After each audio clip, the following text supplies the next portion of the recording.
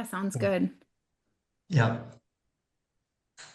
And Aashta, are you the host today or you're just going Yeah, first today? Oh, I'm the host. amazing. Yeah, Cool. yeah. I haven't met you It's yet. Aashta. So Yeah, yeah. Good to see you. Aashta. Aastha. Okay. It's difficult to Aashta. pronounce, but it's Okay. fine. You'll get Thank you there. for correcting me because I do like to try and pronounce people's names correctly. So thank you. No, it's all good. It's all good. I know it's a Good, difficult one, so good, it's all good. good luck with my surname. Oh my gosh. Should I Guys, try? Amy, it seems like everyone besides you here has a name that probably gets mispronounced quite often. No, actually, Weiss is Weiss, like okay. everybody says it. Everybody. They say Wes, they say Weiss. Yes. It's because Weiss, yeah. it's not a common Right, name. it's So I always get right. introduced as Wes or Weiss or whatever. And you would think my maiden name is Handgartner. Uh, You would Ami's think fine. that, yes, you Ami's would think fine. that it would be so much A easier, little but easier. Exactly. it's not. It's not. Yeah, I think it's like the simpler, like people tend to complicate it, right? And I'm like, well, it Exactly. rhymes with bees and trees, and you learn that in reading in first grade, so let's go back. Yeah. People will get everything wrong. It's just the way it is. Yeah, Yeah. exactly. Sylvia, can I try your last name? Let's Of see. course. Okay, so let's see. Is it Vendraminetto? Oh, well done. There we Yes, Is that go. right? yes. Okay. Vendraminetto. We have the dr, like the Italian. Oh, I love Okay. Vendraminetto. Oh, I There we love go. it. What is it? What is your Is it used to be one of the Venetian king, Vendramin. And then Nice. I'm Hmm. the black So sheep of the family. Etto is like he was the pirate of the family that was put in exile. So we love our black sheep. hey I love Dan. it. That's such an interesting like background and story, you know? Yeah.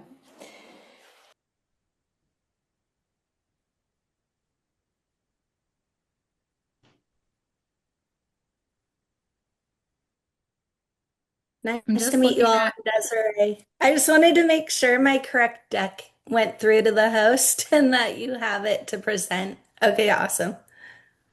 Hey, Hi, nice to meet Yeah, I you. think Asta, I believe you likewise. got the deck, correct? From Yeah, Desiree. yeah. I'll present Okay, it. Okay, perfect. okay, amazing. Okay, Thank doc. you for doing that. it Perfect. is nice to finally put a face. Welcome to everyone, and thank you to everyone for joining us.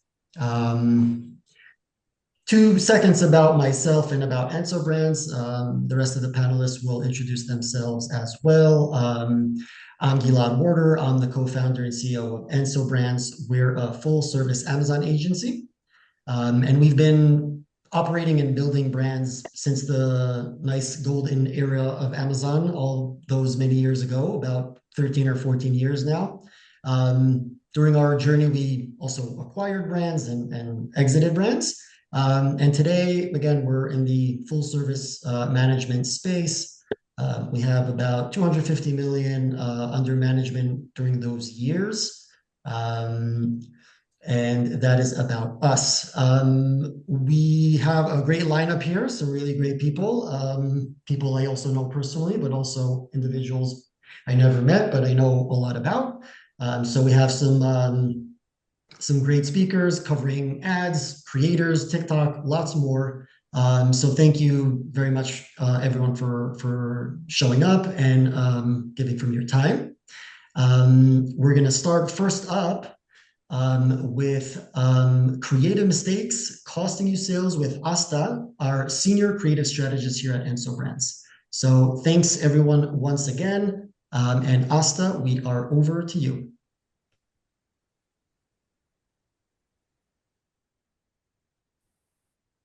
Thank you, Gilad. Hi, everybody. I am Aashta Taneja. I am an AI visual artist and an Amazon brand strategist here at Enso Brands.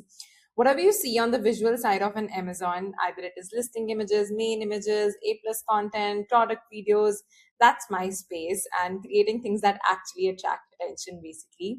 So at Enso, we have helped brands see 6 figures and 7-figure growth through our creative strategy, and obviously backed by an expert Amazon team that handles everything from A to Z.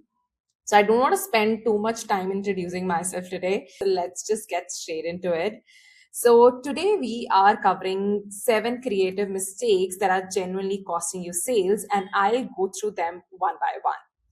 Okay, so one thing before I start, because I really want this to stick, okay? So the longer your listing holds attention, the more it converts and the more the Amazon algorithm rewards it with visibility. Your listing needs to be engaging enough that people actually stop on it. And when I say engage, it doesn't mean somebody's scrolling past or glancing and moving on. I mean, they need to interact with your listing. Either they are, clicking on that carousel module or they're clicking on that product video module. Like they need to do something either. So let's first talk about the consumer psychology. See, it is never about beautiful images. You need to understand this. Like with AI nowadays, everybody and anybody can generate pretty images. So it's not a big deal nowadays. But pretty images with no data is generally equals to decoration, because pretty doesn't sell on Amazon. Consumers really want to see like what your product is useful for. Like if you are backing up with data, backing up with customer reviews or your competitor customer reviews, and then creating creative out of it, that is what actually sells. So let's just quickly start with the number one mistake that we usually see whenever we onboard clients at Enso. So most of the brands, they, especially with the main image, they just pick one main image and they never test it, which is the biggest mistake you can do with your brand. So I have few live examples to show you. So if you see these two products, again, same category, but the way option A has been presented and the way option B has been presented, there is a huge lot of difference. And if I am a consumer, and I'm sure if you are also a consumer, you would definitely click on option number B instead of option number A, because it visually shows what the product is all about. So if you see, this is another example, both are ice cream scoopers. So the option number A, if you see, the product looks slightly smaller because there's so much of empty space around it. And option number B, it looks bigger. Customer is bound to click on that. And the major reason is because both are electronic scoopers. And the second one, clearly shows that with that red and yellow gradient, which shows that, okay, this heats up the ice cream and it's easy to scoop out the ice cream. So that is why option number B definitely wins. It is a very simple product, but the way they had visually explained it is very strong. Now we have another option for you. So this was an internal experiment that we ran at Enso brand. So this is one of the very famous products. You all must be aware about it. So we created different sorts of main images, and we wanted to test out using different tools available in the market and see which one actually fits and which one actually wins. So these are 5 options. What do you think must have gotten most of the votes? I'm just going to give you 1 or 2 seconds. I can see few of the comments saying like different options, but let me show you the results. So option number C got 31% vote, which is like definitely a winner. Again, if you see why it got won, because the ingredients are being showcased with the product, what the product is made of, and that is what consumers actually wants to see. Option number B is what the brand currently uses. The reason why it is not the strongest main image, firstly, it only shows the product. There's so much, like there's still empty white space around the product, and it doesn't show the ingredients well. So let's talk about the second common mistake that we see, especially in the AI era, that images that don't really talk, especially when it comes to listing images. I directly want to jump to showing you the examples. So if you see these kinds of images, this brand, like this is a like brand on Amazon. All of these brands that I'm talking about are genuinely from Amazon, and I've taken screenshots of them, like what they are using. So if you see this brand is using 6 listing images, none of them actually convey what the benefits of the product is. Like it's a soap, but you need to convey, like if I am a consumer, I don't know if this is good enough, it's harmful for my skin, or it's like, is it good for sensitive skin, or like, is it for like, it doesn't convey me anything. None of the listing images conveys anything. And this is the second example, if you see this brand is using AI, and if you see like all these images, second image, third image, fourth image, like basically first image from the second row, if you see, it is fully created using AI. Right? It looks so fake. Again, the brand is using AI, kudos to that, but it looks so fake. And if I am a consumer, I would not be sure if I need to, trust this brand, because it is a shampoo and I need to make sure that I buy a product that is genuinely good for my hair and it is not harmful. So these images doesn't convey anything. The second image is a lifestyle image, like just the product in maybe a bathroom slab, but doesn't convey anything, don't have any call out. The third image, if you see, it has different call outs like high quality, 100% natural, not tested on animals. But again, doesn't really, like, these are very generic USPs. If you really want to, be different from your competitors, you need to add some USPs that are genuinely, that makes you a different brand and not some generic high quality 100% natural. Sixth image, again, they're using just the logo, which doesn't make sense. Like, they are not utilizing their listing images properly. Now, this is one more example. So people have been using ChatGPT to generate their designs, which is good. But if you see, like, all these images have been generated using ChatGPT, somebody, like, I saw it online and it looks very text heavy. Again, you can just, create such images in just a single click, but if it's too text heavy, nobody's going to read it, especially in 2026. Nobody has time to read anything. All they want is just to scan your listing, even on social media, they just want to scan your reel. And even if in first 2 or 3 seconds you hook them, that is how you convert the customer. So these images are very, very text heavy. So we decided at Enso Brands that let's just, because we saw this online and I wanted to create a different version with the same.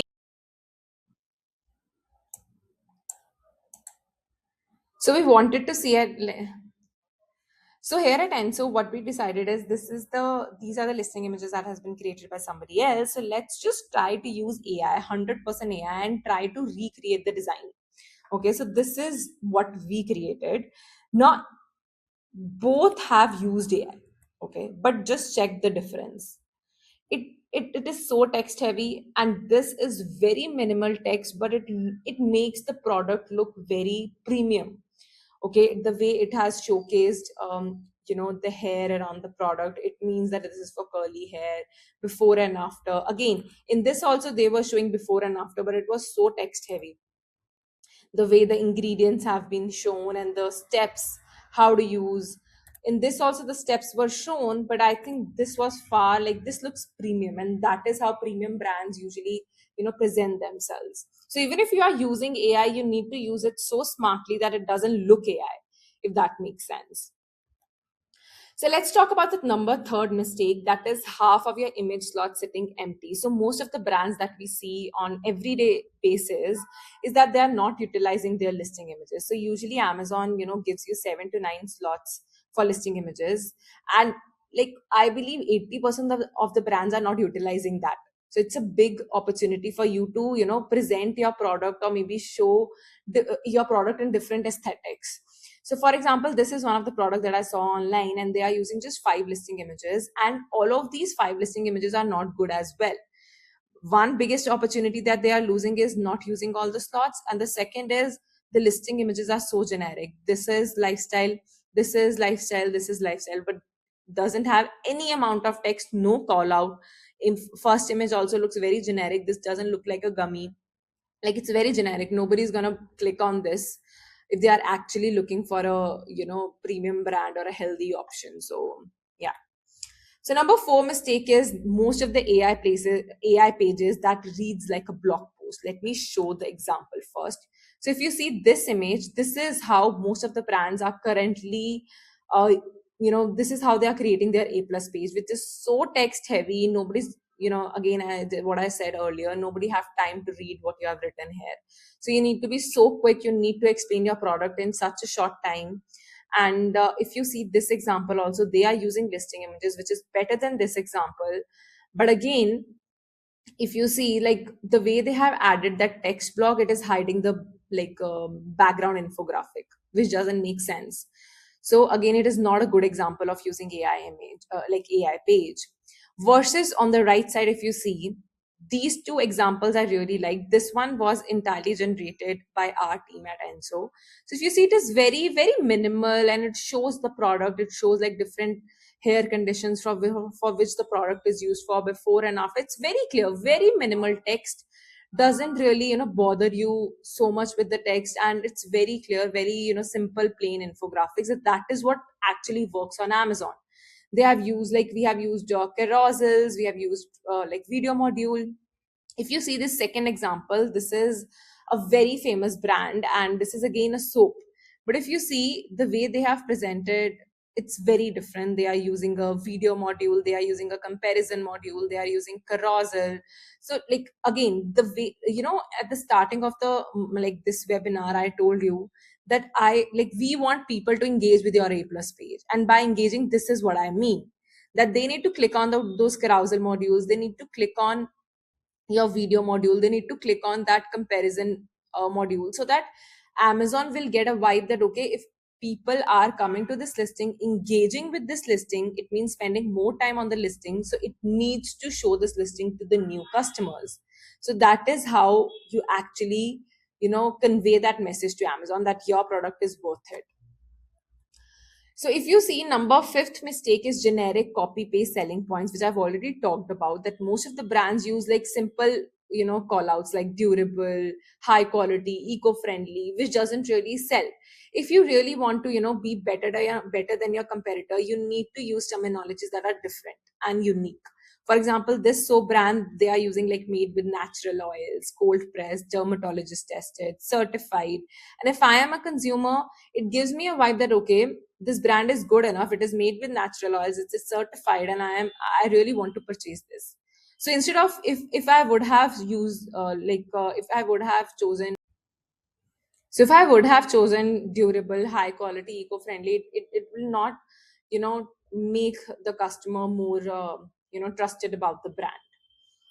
So let's talk about the sixth common mistake, that people are not using video modules in their listing, which is the biggest lost opportunity, especially if you're a small brand and if you don't have a budget to, hire a videographer to shoot about your product, to hire a photographer. It's completely fine, because we are in the AI era and everybody have access to AI.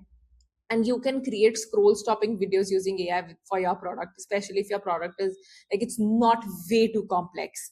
So I think like most of them are missing out on this opportunity. And I'll show you 3 live examples that we created. Like, we created product ads for our clients at Enso, and all of those 3 are generated using AI. Obviously, we created bunch, but I'm just sharing top 3 that really converted well for our clients. I'm going to show you one by one. So this is the first one, and if you see, this is a wooden toy, okay, and it got converted, it generated 48% more sales for the customer. Let me just show you. This is fully AI generated. Watch what happens when screen time turns into build time. With the Craftic Woodworking Building Kit, kids can build their very own racing car, tractor, and bulldozer using real wood, real screws, and real tools. Then paint them, play with them, and bring their creations to life. Inside every box are paints, brushes, and everything little builders need to create together. From building and painting to proudly showing off their handmade toys. Build it, paint it, play with it. Craftic. And it genuinely generated 48% increase in conversions. So it's very important to use video modules. So this is a almond butter video, fully AI generated.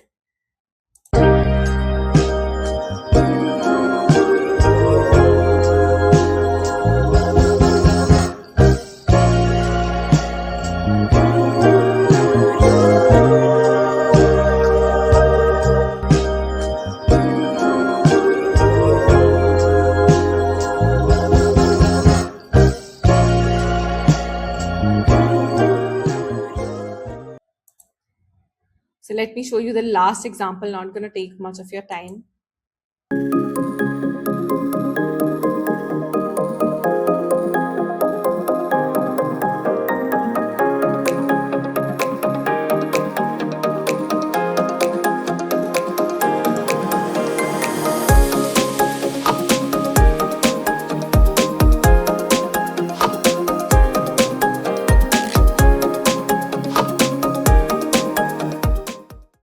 Even if you're a small brand, don't hesitate to start using AI and create such product videos for your brand.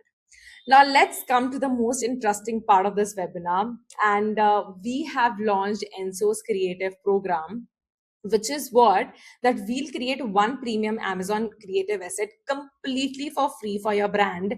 No terms and conditions. This is very, very important. We are not, using any terms and conditions for this. You will get completely free Amazon asset. Either it can be a product video or premium A+ content or Amazon listing images. All you need to do is just scan this QR code, or maybe you can visit our website, apply, just enter your brand details, and we will analyze your listing. And like for any product that you want us to create asset for, we'll analyze your listing, we'll see what you are lacking at, and we'll create one out of these three assets completely for free.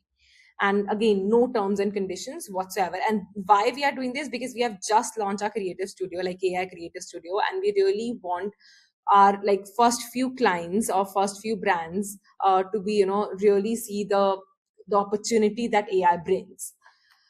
And one more thing, like we at Enso, we provide Amazon creators, as you already are aware about, like listing images, A+, product videos, etc. We also provide AI UGC videos, AI avatar videos, product reels, explainer videos.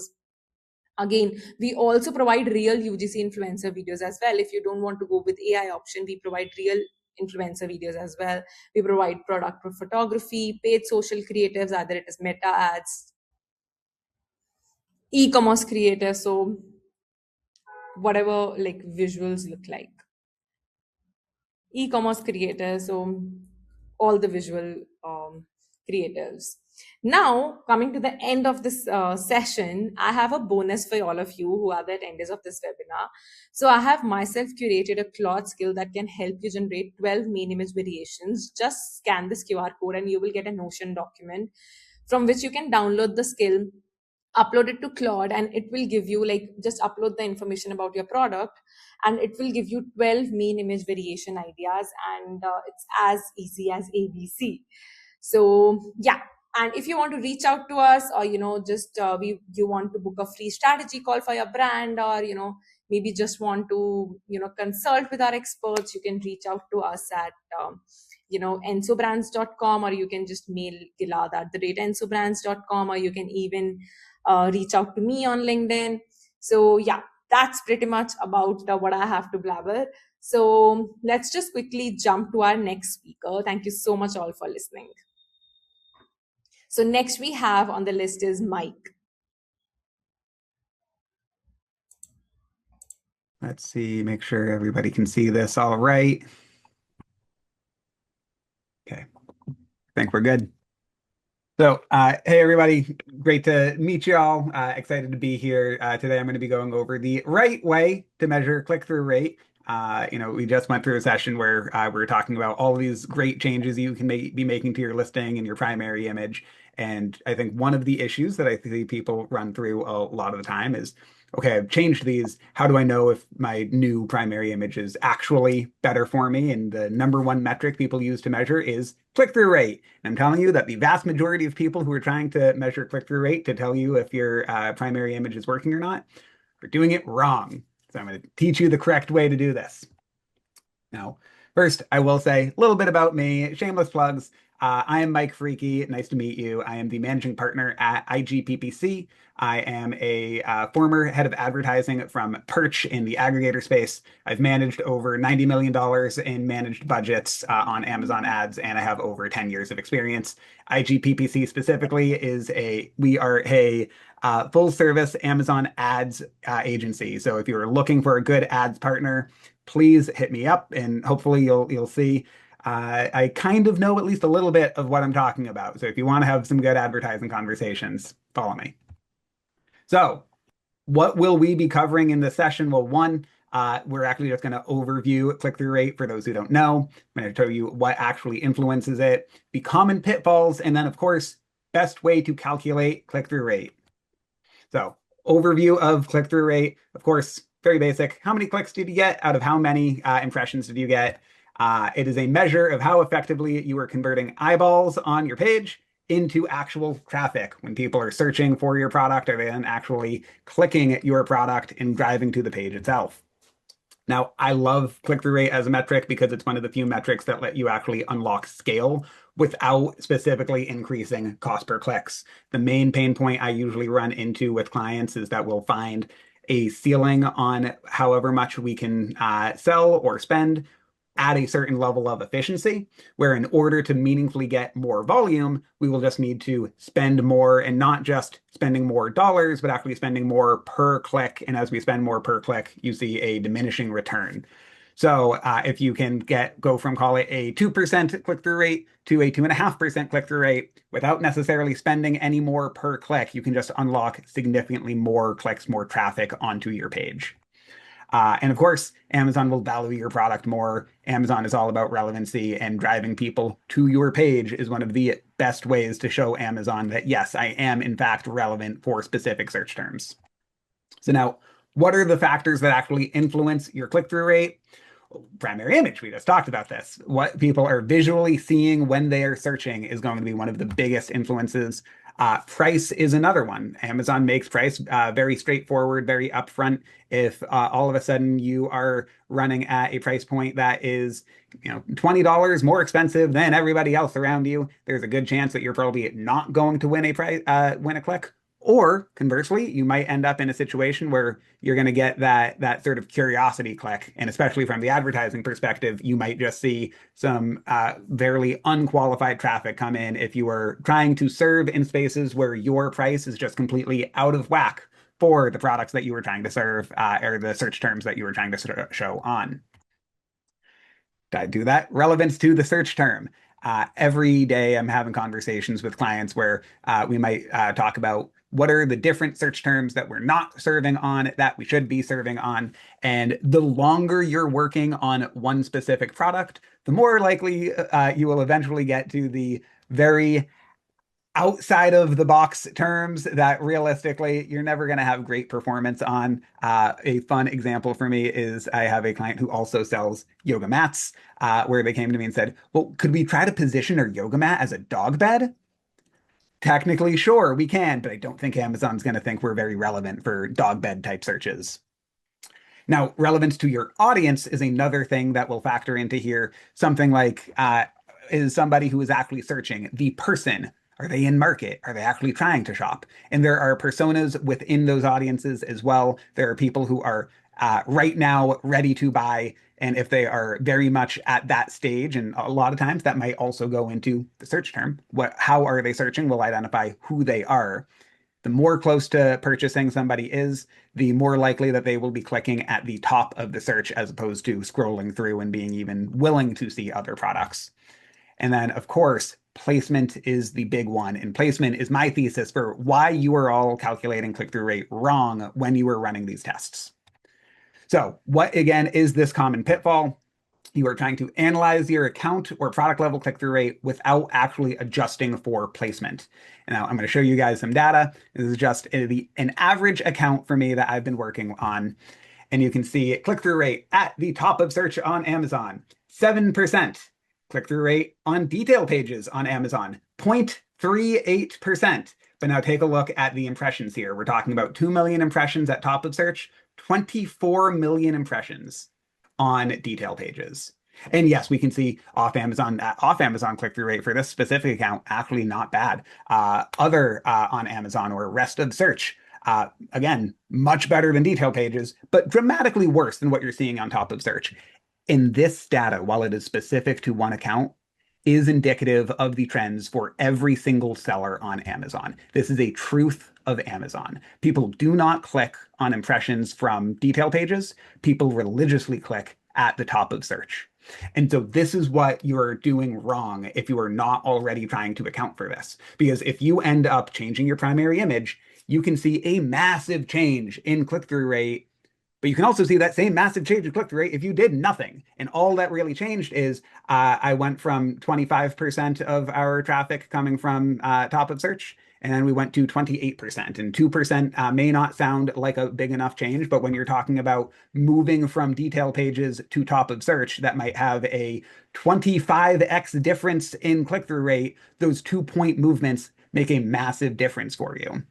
So what do I suggest you do? Well, here's the best way to calculate click-through rate. One, you're going to narrow your scope down to a specific campaign or specific campaigns, but you're doing this one at a time. You want to make sure that what you're evaluating is for a specific product. Ideally, I set up all of my campaigns by default for individual parent pages. Then in each campaign, you're going to evaluate only your top of search click-through rate, and you want to be comparing that period over period. So you identify, hey, 2 weeks ago, we made this primary image change. I'm going to pull our click-through rates for top of search over the last 2 weeks. I'm going to compare that to the previous 2-week period. And you're going to repeat this process per campaign. Ideally, when you're doing this, you're checking out 3, 4, 5 different campaigns per product. That way you can see what is the directional change in your click-through rates per campaign. If you end up doing this and you see one campaign saw a relative speaking 25% increase in click-through rate, and one of them stayed flat and one of them went down, you're probably not going to want to evaluate that as a meaningful difference in your primary image. I would say that that was an underperforming test. If all 3 are showing a 25% increase in click-through rate, now I am saying that this is a meaningful test. And this is a way that you can also add cohorting. We talked about relevancy to your search terms. This is allowing you to adjust for different groupings of search terms. So that's what I got. I try to keep things very low fluff, very actionable for you guys. Now, if you do want to learn more about how you are fitting within your market, if you are a seller or a brand that is spending on Amazon at least $10,000 a month, I would love if you reached out. We do free audits at IGPPC. The email is igppc.com. If you want to go straight to our contact page, just add a /contact at the end, or scan the QR code here. I'm going to leave this up for about 15 more seconds. But that's what I got for you guys. Short, sweet, to the point. Thank you so much, Mike. It was really insightful. Next, we have Amy. All right. Yes. Thank you so much. I really enjoyed the first 2 presentations.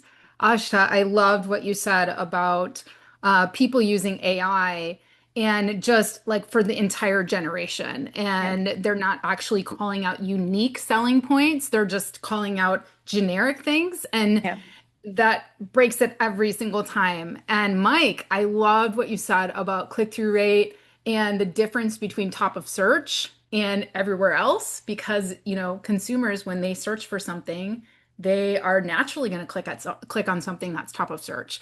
So I think it's so awesome. I'm going to sort of build on something that both of you said, which was main image, main image, main image. Yeah. And I think it's so important that our main image is good. And I have been copywriting, I've been working Amazon algorithms for years, I've been in e-commerce for almost 20 years. I'm really geeky about this stuff. I've personally copywritten and done creatives on hundreds of listings. And I also do free listing reviews on my website. And I just take a look at people's listings. And what I see over and over and over again, especially lately with AI generations, is that it's not hitting what customers actually care about. And what your specific avatar actually cares about. And if you're just, generating kind of AI slop, we like to call it, then, we're not getting anywhere. So I'm going to share my screen, and I just have a quick hack to show you guys today. I don't have anything to sell you. I just have a quick hack to show you how to create better images with AI, right? So hopefully that will help you on your AI creatives journey. And if your images are not converting so well, you have a lot of amazing people over here to help you. All right, sorry guys, I'm just trying to find the right screen to share here. I believe this is the one. So All right, this is my website, amazingathome.com. Like I said, I've been e-commerce for 20 years. I invented a product and I specialize in product development and consulting. So I'm a consultant primarily. I don't do any kind of account management or anything like that, but we also do listing optimization and that sort of thing. So if you guys would like me to take a look at your listing for free, you can come here underneath the services link on my website and just click on free product listing review. If you have a business question and you want to know, hey, what's going on right here on my homepage, you can just fill out this. It goes directly to me and I'll get back to you directly with my answer, no strings attached. So let's get into it. What do you guys think about this main image? I know on this webinar, you cannot respond, but this main image, this is actually, a pretty good selling. It's pretty selling pretty well, this lip balm, but not compared to others. And when we see this main image, look at this packaging, right? It's not. It doesn't look like a box. It looks like it's been photoshopped, right? If we look at this, balm here, it sort of has this like shadow over it. The balm itself looks sort of uneven. And then we've got this beautiful model here in the corner, but she's like in a shadow and we don't really know, we're not getting the premium vibe from this brand. And even in their additional images, so I don't have any problem with these backgrounds. I think they're okay, but the product itself doesn't look great in these images. So what I want to encourage you guys to do, and if you submit a free listing review on my website, I will actually give you a free copy of this guide. Just mention it on the free listing review form. Hey, Amy, I saw your presentation. Please send me this guide. And I'll send you this whole guide with prompts and everything of how to improve your reference images. Because here's the thing. If you have this as your main image and you feed that to AI, your reference image that it has, like this isn't a very good reference, is it? It's just not. It's not a very good reference. So AI doesn't have the ability to fix this, right? Where if we clean up the reference image and we clean up the box and everything else, then we can recreate this main image with better sources. So this after version is actually a creation. We took each part of the product, so the packaging, the product itself, and the model, and we created them separately as new reference sources. And then we brought them back together using AI. Where if I just asked AI to clean up this image, it doesn't do that great of a job. So the first thing that you want to do is you want to create that cleaner reference image. So if you have existing listing photos, you can copy and paste one or two of the clearest product photos from your Amazon listing into, for example, Nano Banana Pro, or you can use ChatGPT or any AI that you like for images. LoveArt is a new one that people have been loving as well. But anyway, you're going to copy and paste those in and you're going to use some prompts, right? If your listing photos are all bad, order your product from Amazon, take some pictures with your phone from different angles. Put those pictures, and I do this with my clients all the time. If they have bad main images or bad images, period, and they need better reference images, I tell them, just ship me your product from Amazon. And from my phone, I have a little Google Pixel phone. From my phone, I will take several angles of this product and I will create a better reference image. And that way we can now feed that into AI and we can have better overall images, right? Doesn't mean that you don't have to call out the right features and benefits and all of that, and you don't have to have your unique selling points and understand your avatar. All of that comes. But a lot of times your product images to begin with are really, really bad. I had a client, she had a binder that she was selling, a specialty binder. And I had her just send it to me because the photography actually showed the cover all wrinkled and everything.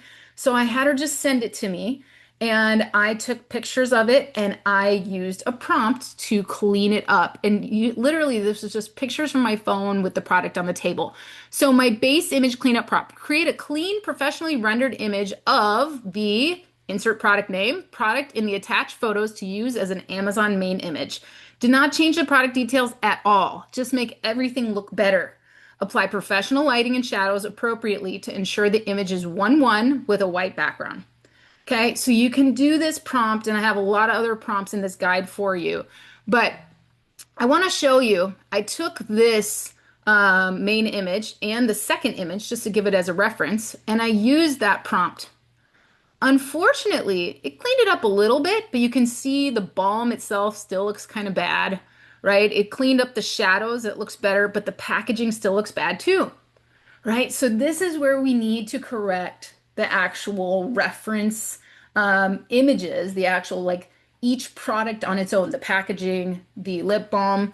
So then what I did is I took that second image that's on the listing, copied and pasted it in here. I got rid of the main image and I was like, I just need a better version of this. So I said, create a clean, professionally rendered image of the soft basil lip balm product in the attached photo to use as an Amazon main image.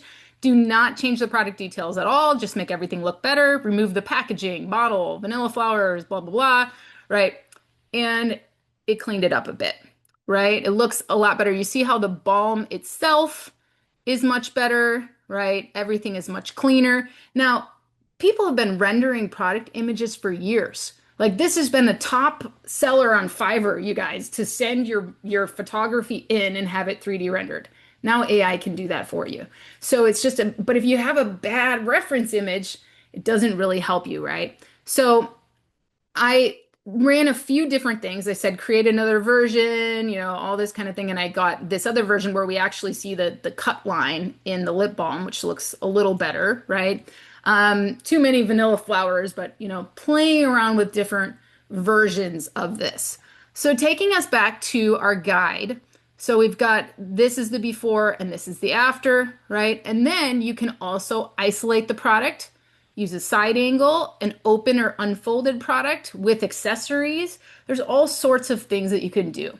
So I'm not going to read through all those prompts right now. I'm just giving you guys the basic idea here because I know a lot of people struggle with this. The other thing that I love to do, instead of using somebody else's prompts, your situation is usually unique. Your product is unique. Why not let AI give you the prompts for AI? So I use something called the two conversation method.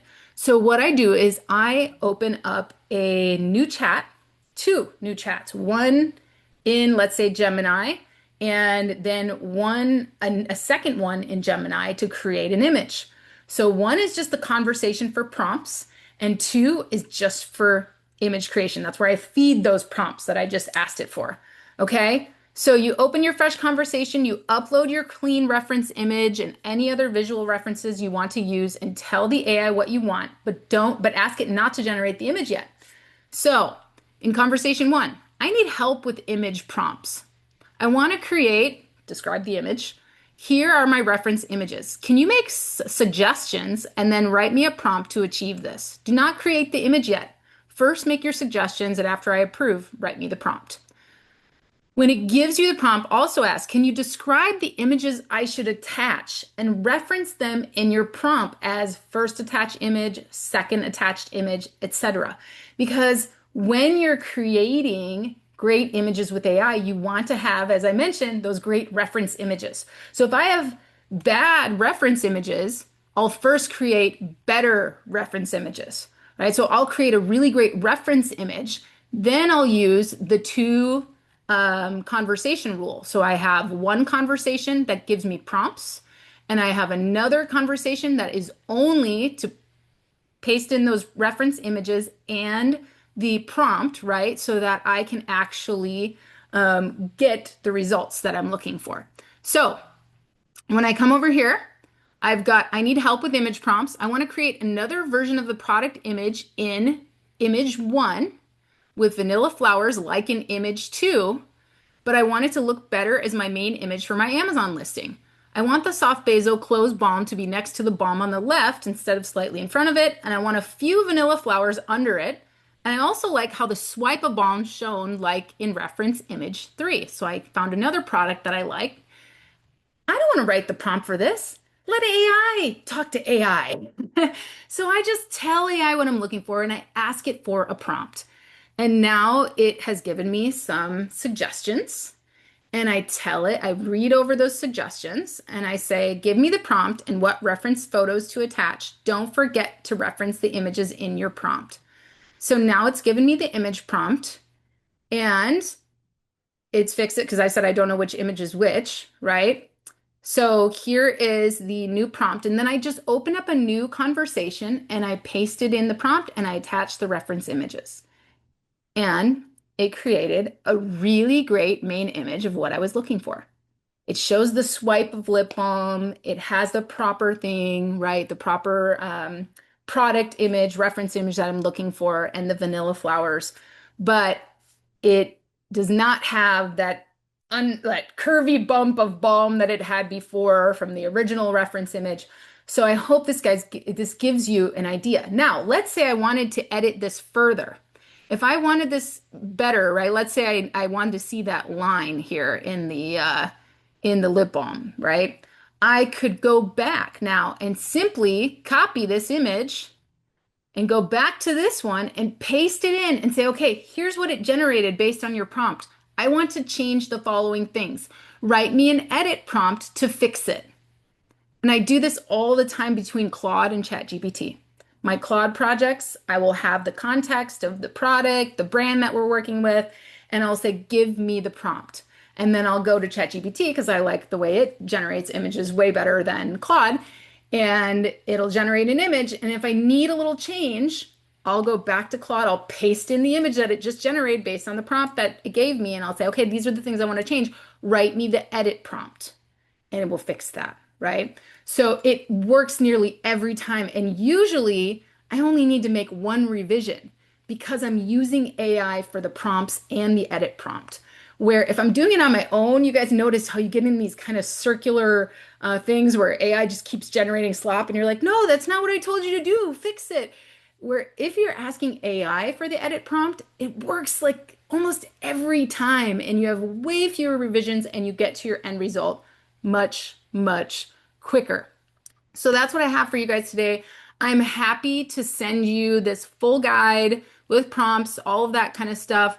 If you'd like, I also have a full demo of this as well here inside of this guide.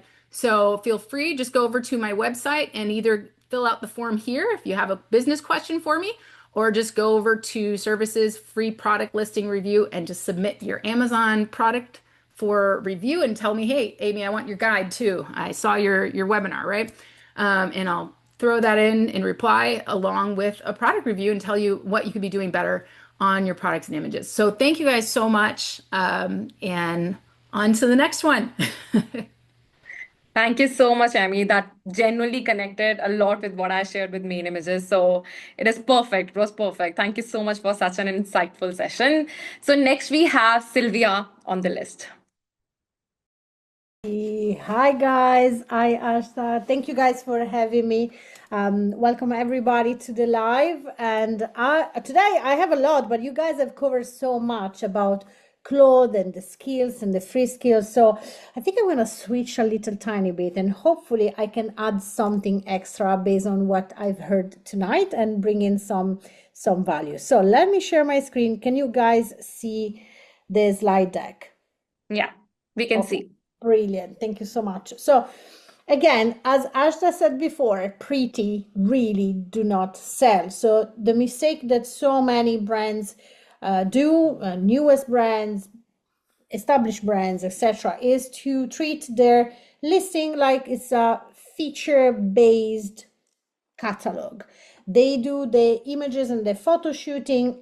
Basically, they think that whatever works for the magazine or for the Insta reel will actually work well enough as it is in the Amazon listing, which obviously is not. The Amazon product page, you have to treat it as a sales funnel.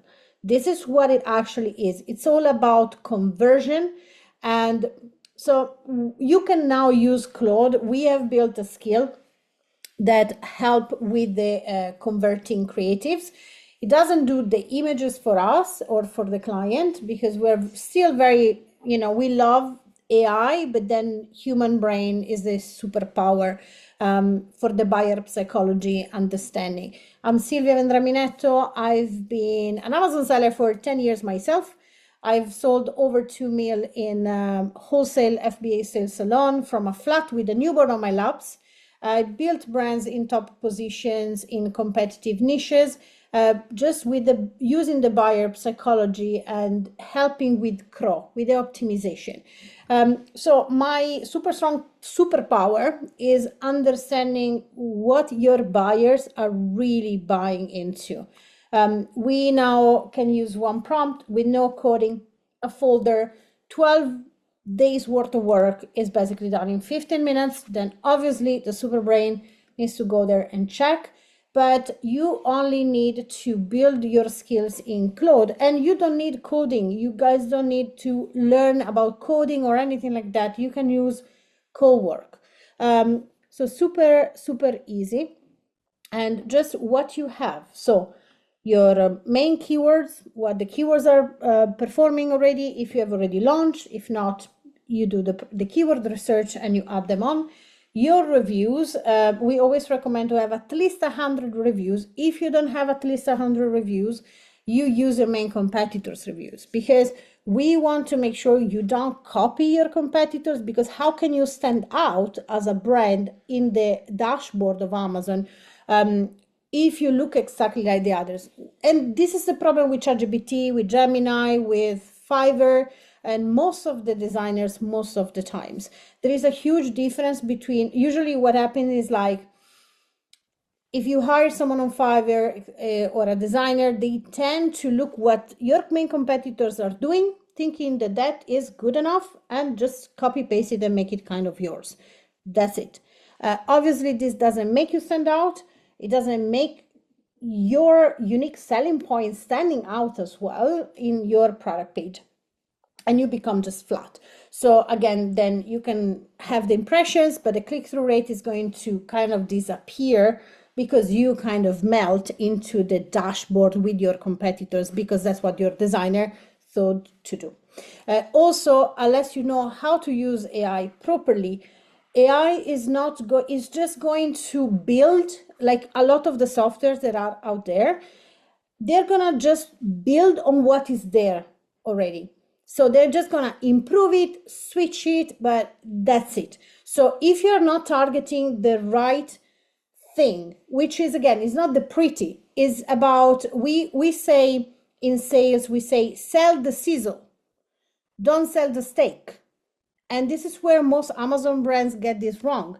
They sell the features. We are the best because they also get it often wrong, unfortunately. I'm going to show you a couple of examples. So we have run this for a snooze shade, which, if you don't know Cara and snooze shade, you should definitely get. If you have a child or a baby in your life, just get them a snooze shade. I'm not getting paid to say that, but I'm going to share with you the current listing. The title is still not optimized for the 70 characters that has come into place, so make sure you guys are on point. But this is just to give you a little bit of an insight. So it's very text driven so far. Nap time freedom can be yours. So there is a reference about the nap time, but you know, most brands might think we are selling shade, we are selling protection from the sun, right, for our baby, for our child. What parents are buying back is their freedom, is the freedom of sitting with the girls, having an Aperol Spritz, is the freedom of, you know, having a walk without a crying, screaming baby, being in the outside on the beach or whatever, and just have your baby napping longer, so they don't become hysterical and you are not overwhelmed. So moms, parents get their time back. So they're not buying shade, they're buying time, they're buying less overwhelm, they're buying less frustration. Now, when we run the emotional white space, so this is one of the many competitor gap analysis, just one of the many folders and files and an analysis that our skill with Claude builds. For example, is building it against her main competitors is that every competitor sells the object, the shade, the cover, the blackout blind. Nobody sells the felt outcome of the mom, the 2-hour nap, the coffee she gets to drink, so it doesn't get cold, because if you're a mom, you know what I mean. And the parasol battle, which again, if you have ever used a parasol, you know the frustration and the relief. So the safety part. So brands like Karaswan that are built on the safety, that are known for the safety. That's what she has focused most of her content so far, which is the safety, the features, the getting the worried mom, the worried first mom. Is my baby is going to overheat in that black thing? But aside from the safety, the emotional space is not strong enough, which means she can make so much more money, and she's literally number one in the UK. So the generics can shout the blackout, but cannot prove the safety, which she does again. So, and this is the safe way to get a baby to sleep in daylight. Yeah, because basically the competitors, from the analysis done via Claude, found out that her competitors cannot claim the safety as much, and also none of the reviews, or very little of the reviews, talk about actually the baby sleeps, because their quality is terrible, so the baby doesn't really sleep. So very, very important. Again, when one of the work we are doing now with these guys, and we're running some A/B testing, etc. Now, the only thing that we have done, and they have done it, they've changed the listings about 20 days ago, not even. We have just done one thing. We said, hey, why you don't, instead of just showing the tube, we don't give a touch of color and say this is made in Norway, and we show the ingredients. Always remember, guys, that people, when it comes to put something in their face, in your mouth, like supplements, food, creams, the Amazon buyer loves to see the ingredient, and they don't want this. This is not what we mean, but this is what so many brands still do, and they put it at the top. Oh, look, this is my complete ingredient list.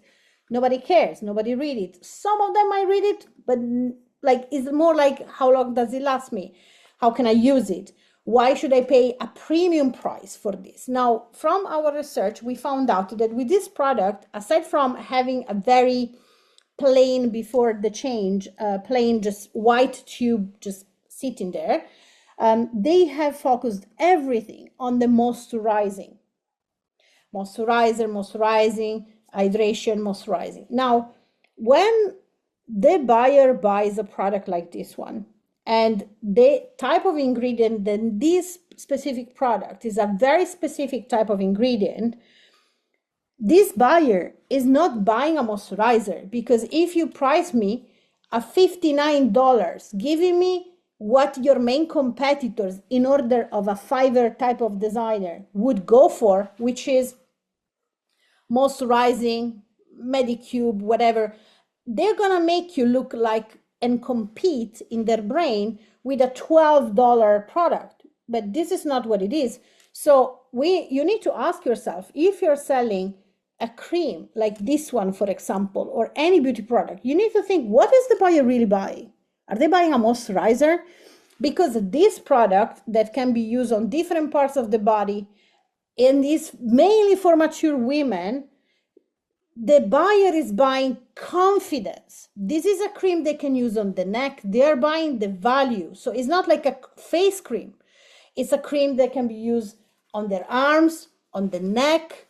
So what happens here? That the brand missed. Why is the buyer buying the cream? Not to moisturize. The buyer is buying confidence back. They're buying the showing, being able to show again their neck without feeling ashamed. This is the sizzle. And if you just make a feature-based list, it's not gonna go. It's not gonna go. Especially you're gonna go into a price war with everyone else and compete on price point on Amazon. With this product, we literally have done no work in terms of images. We just give them this one, done with ChatGPT, because this is all under testing to prove the concept. And then we have run a test. So this is what I highly recommend you guys. We run a test based on the images they already have. And based on the images they already have in the secondary images, because most of the magic happens here, and yes, obviously, this is a sales page. So if you're, it depends on the buyer, and Cosmo, the Amazon brains, knows which kind of buyer you are, which kind of buyer everybody are. Is Aashta an impulsive buyer? Is Desiree someone who do a lot of research? So this is why you end up in the A+ content. Not everybody gets to the A+ content. So we have tested out and asked real buyers in focus research groups, like, what are the right order of these images? Which one is the most important, the most relevant to you that you consider would make you put this product in the cart? And the second image originally was this one, followed on top of my head by this one. Then they had this one, and then they led with the beautiful mature lady. Also, they have removed the other one because they have a very much older lady, which is not their avatar buyer. So in the first part of the research, we found out what is the real avatar buyer. So this is mainly the age, right? So there was a way older looking lady, and that was not it. So we asked the real buyers, the real avatars, the real age of this product to tell us which one was more important. So they kept this one as second. So instead of putting it, in first position. So instead of having it here, it's here. Instead of this one was in fourth place, it's actually in second place.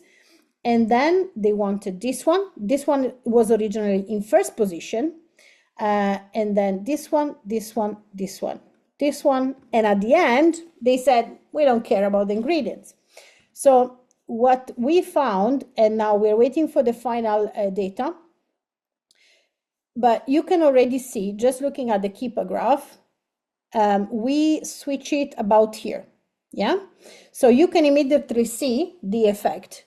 We have done just a minimum change on the main hero image, which is like, show me what I'm putting on my face, literally, and a touch of color, because white on white, you disappear, and hiding up the conversion, because showing without changing a single image, guys. So you don't even have to, to invest in design teams to start with. Is understanding the buyer psychology of your buyer.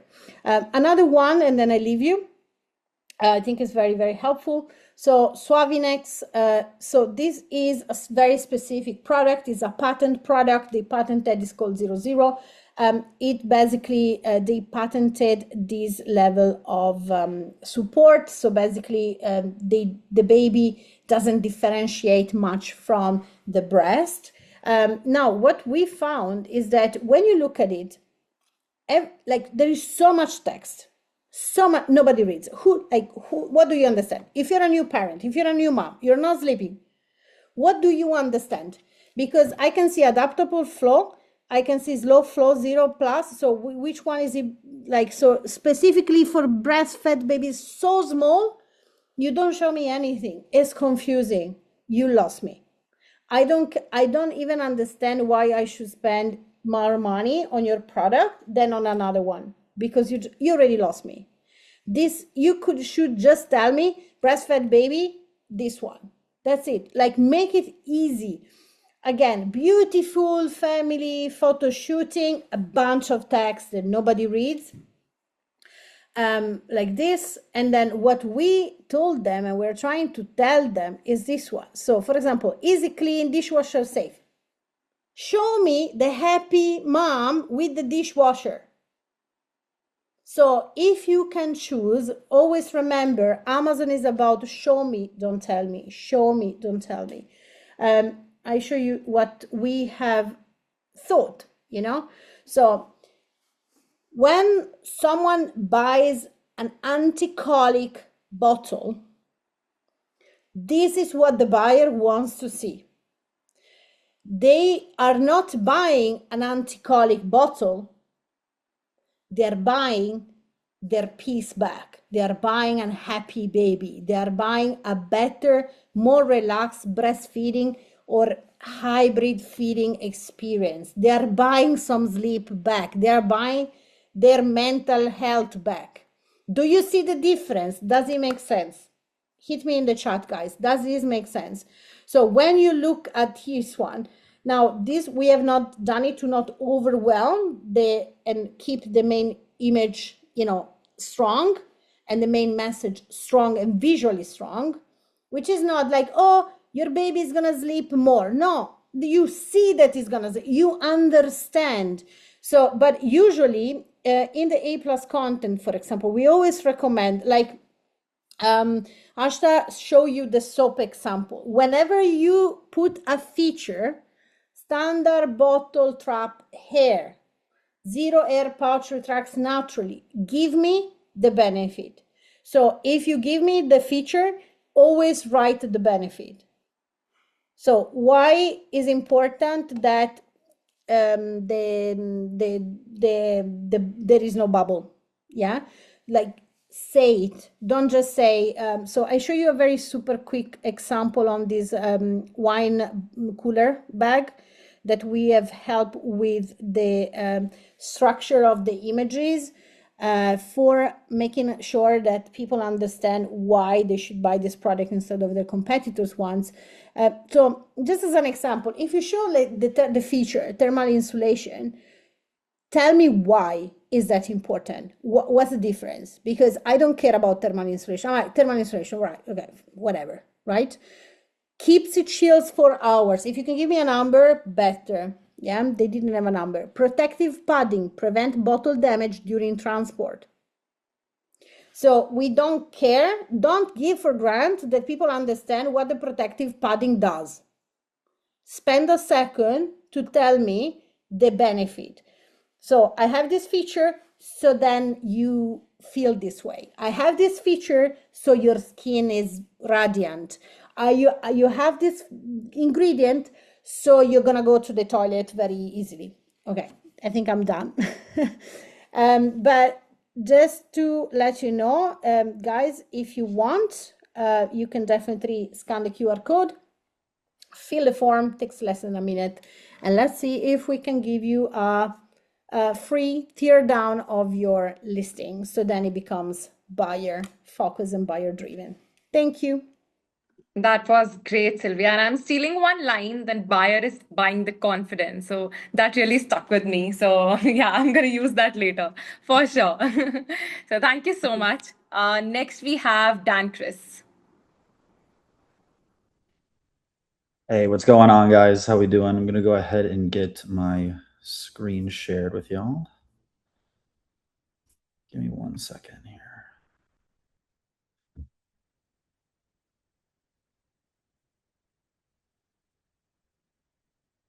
Come on.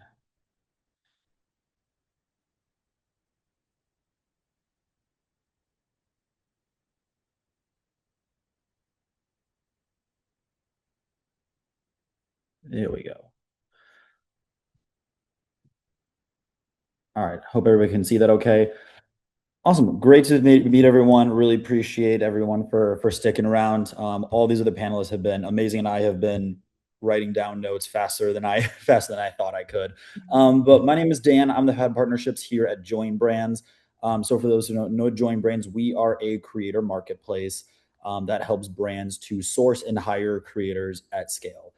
So my background is TikTok Shop. I started working at TikTok Shop back in 2023. So have been seeing the growth and the rise of that platform for quite some time now. And it's no secret by now that creators are the engine and the driving force behind TikTok Shop.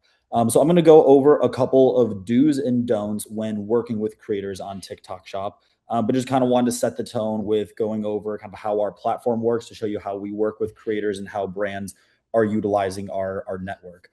So we have our own network, about 500,000 creators. Majority of those folks do TikTok Shop. And so we operate kind of as a job board. So brands, you'll come onto our platform, launch a campaign, essentially letting our creators know, who you are, what product you want them to promote, and make content about how you want that content to kind of look. And then from there, our creators will come in and they will apply to work with you if they're interested in partnering. From there, you get to go ahead and approve or decline creators, however you would like. And then once you approve a creator, they accept the job. We actually have them buy your product. So rather than sending out a bunch of free samples and kind of crossing your fingers hoping for the best, we have them buy the product up front. And once they get the product, they'll make the content based on a brief given by you. And then once that content is completed and edited and done before anything happens with that video, they will then submit that through our platform first to you for review. Because we want to make sure that content that's getting posted is representing your brand in an accurate way. So you get to manually approve content before it goes live. And let's say if the creator makes a video that misses the mark, then you can actually reject that content and send it back to them for revision, and they'll then remake it. So it's not until you actually approve each video, it goes live, and then that's when the creator will get paid out, reimbursed for that video, and then you get full ownership rights to that content. So it's a great platform for brands that are looking to grow their affiliate network, to build up social proof, and to really figure out what's working for their brand on TikTok Shop. So a couple of do's when it comes to working with creators is, number one, communicate with your creators. Communication is key, and creators, at the end of the day, when they're partnering with you, when they're promoting your products, they're part of your brand, they're part of your business, they're part of your strategy, and they want to be treated as such. So good communication is a huge differentiator between what we see as the average and the good and the great brands. I used to make a little bit of content myself, and post a video, and within 10 minutes, brand messages me, "Hey, content looks great. We want to put, we want to run it as an ad." They'll even, give feedback, talk about, what future additional videos could look like, things like that. So just those little extra steps go such a long way when it comes to those creator relationships.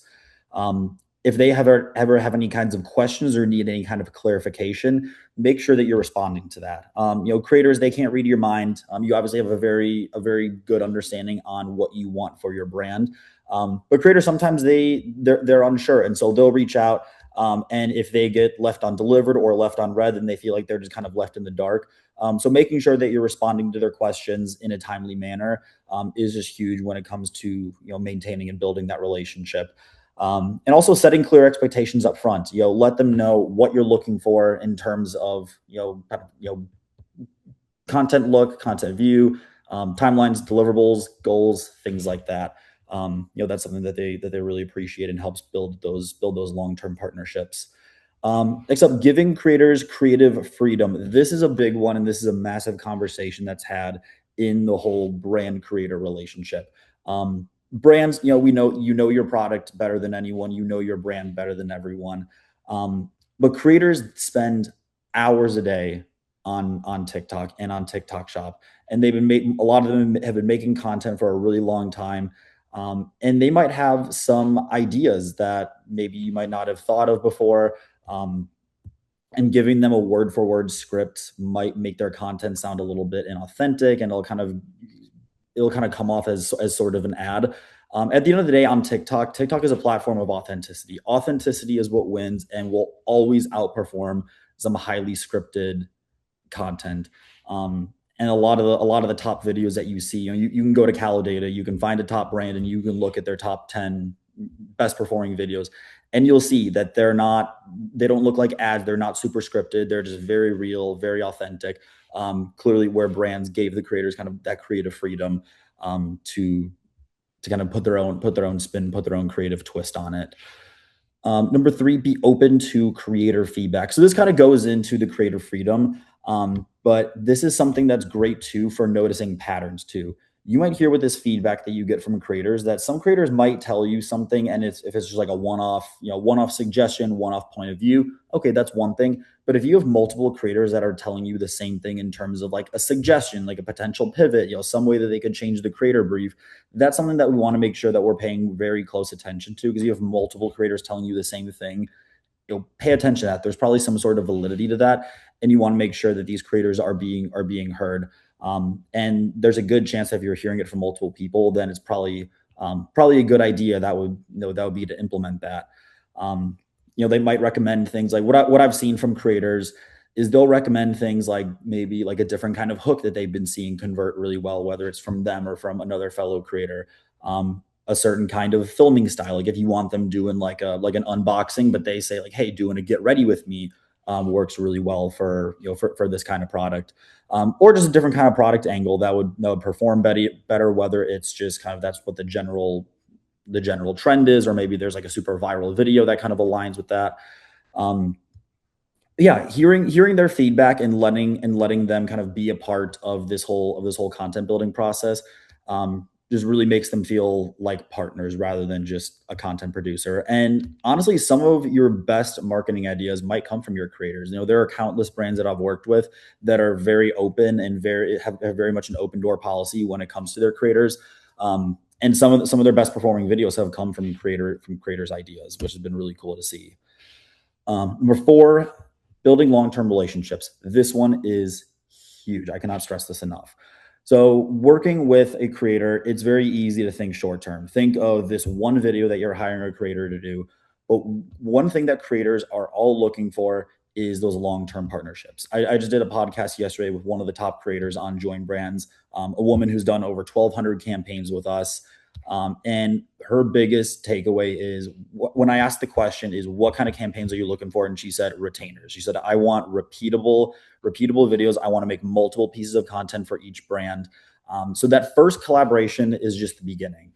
As a creator works more and more with your brand, they become more knowledgeable about your brand. They're able to speak on it easier. They become much more fluent. They become more knowledgeable about your products. So the content's only going to keep getting better and better and better over time. And rather than focusing on, hey, let's get one video from 100 different creators, let's focus on, hey, how can we get 10 videos from 10 different creators? So now we've still got 100 videos, but we've now only sent out 10 samples rather than 100.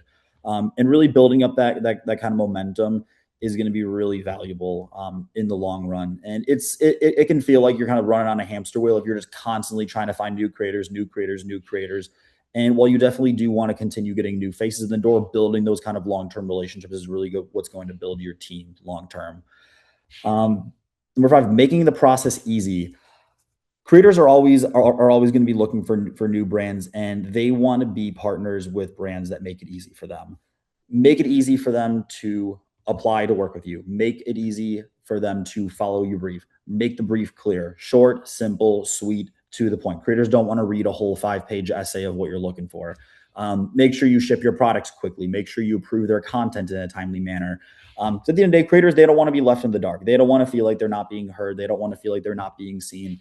And the less friction that you put on the whole creator process and working with them, that's going to make them, they're going to want to work with you more. They're going to tell their friends, their other creators about how great it is to work with you, how easy it is to work with you.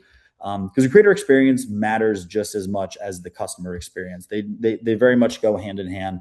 And the easier you make that process for the creators, then you'll see those results come out in your GMV. And last up with the do's is test different creators and content styles. This is a big one. I feel like I've said all of these are big ones, but they really are.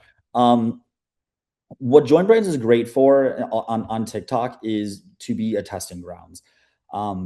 Going into it as a brand, you have a clear idea of kind of what you're looking for and how you want your brand positioned. But at the end of the day, what works in your mind might not necessarily work in TikTok's mind. So experimenting with different creators, different content styles, different hooks, different ways the product is presented, different CTAs, that is going to allow you to really get a good understanding of, okay, what does the platform like? What is converting? What's getting views? What's selling? What do our customers want to see? So really using it as a testing platform, using creators that might be outside of the scope of what you kind of originally intended to can open up so many doors. And I've seen so many brands that, you know, will approve a creator that they might not really think would be a good fit. And, you know, their video took off and did 5 million views and did 100 grand of GMV. So you really never know what's on the other side of testing. So I would say test, test, test. Now, moving over from the do's to the don'ts. So these are a couple of things that I've seen personally across my time at TikTok and here at JoinBrands. A couple of things that brands do that might be holding them back from the kind of growth that they're looking for. And a lot of these don'ts are just essentially just kind of the opposite of the do's that we already went over. But don't be overly controlling. When putting together a brief, when letting creators know what you are looking for, it's so easy, and I totally get it, to want to give them like a word for word script. Like, you've thought this through countless times, you know your brand. But the more of a script it sounds like, the more it's going to feel like an ad. And that's something that as a customer, as a consumer, you can tell. Like, when I'm scrolling through TikTok and I see a creator that I've seen their content for a certain style, and it feels like I'm watching a TV commercial, that's instantly going to make me know, like, okay, this is a paid ad. This is something that the brand just kind of like told them to read. At the end of the day, it just comes off as very inauthentic. Because at the end of the day, when you're hiring a creator, you're hiring them for their audience. You're hiring them for their content style, and you're hiring them to integrate your brand and integrate your product within their existing creative strategy and ecosystem, and not the other way around. Because at the end of the day, authentic is going to beat perfect content 10 out of 10 times. Number two, don't be overly picky. One of the cool things about JoinBrands, like I mentioned before, is you do get the ability to review pieces of content and either approve or reject them before they go live. But don't be overly picky with this. Videos that have those kind of little imperfections actually are the ones that do the best. I've seen some brands reject videos because, like, oh, I didn't like the color shirt that she was wearing, or, oh, like that one shot, it was a little bit too bright in the background.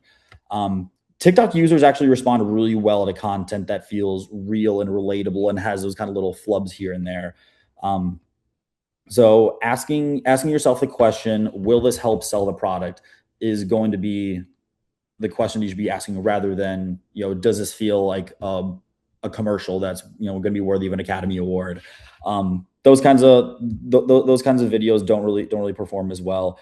And honestly, having those little imperfections is going to help you. So I'd say don't be overly picky. You definitely want the content to have those kinds of consistencies, to make sure they're representing the brand and the product in a proper way, hitting on the kinds of key points that you look for. But I would say don't be too picky and don't overthink it.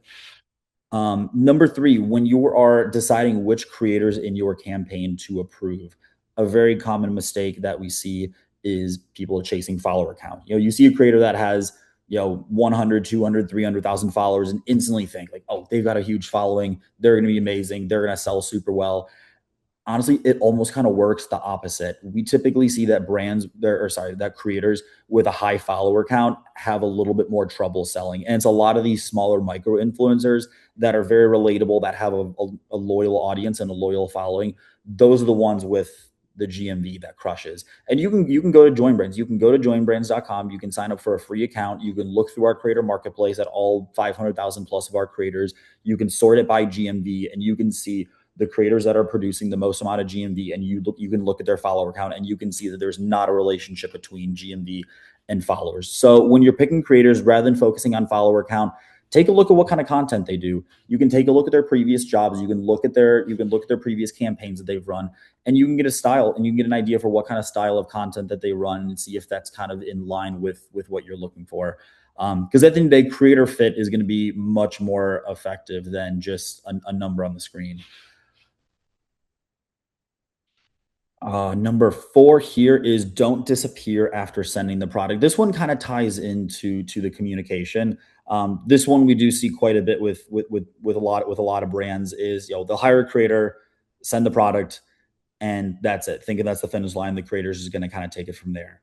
That's only the beginning. When you start a campaign with someone, engage with a creator throughout the entire process. Send the sample, send them a message saying, hey, we just sent out your sample. Let us know when you get it. We can't wait. Once they get the product, message them, hey, we saw your product was delivered, super excited to work together. Let us know if you have any questions while you're putting your video together. Once they post the content, immediately watch the content and give them feedback. Hey, saw the content, looks great. For your next video, here's a couple, here's our top 3 converting hooks right now that you can try. Or maybe you'll kind of pitch like a little like video series to them. But they'll always be thinking one step ahead and making sure that the creator feels like they're part of your team throughout the whole process. So throughout the entire duration of the campaign, making sure that you're communicating with them and don't just completely ghost them and wait for them to make a video and hope it goes viral.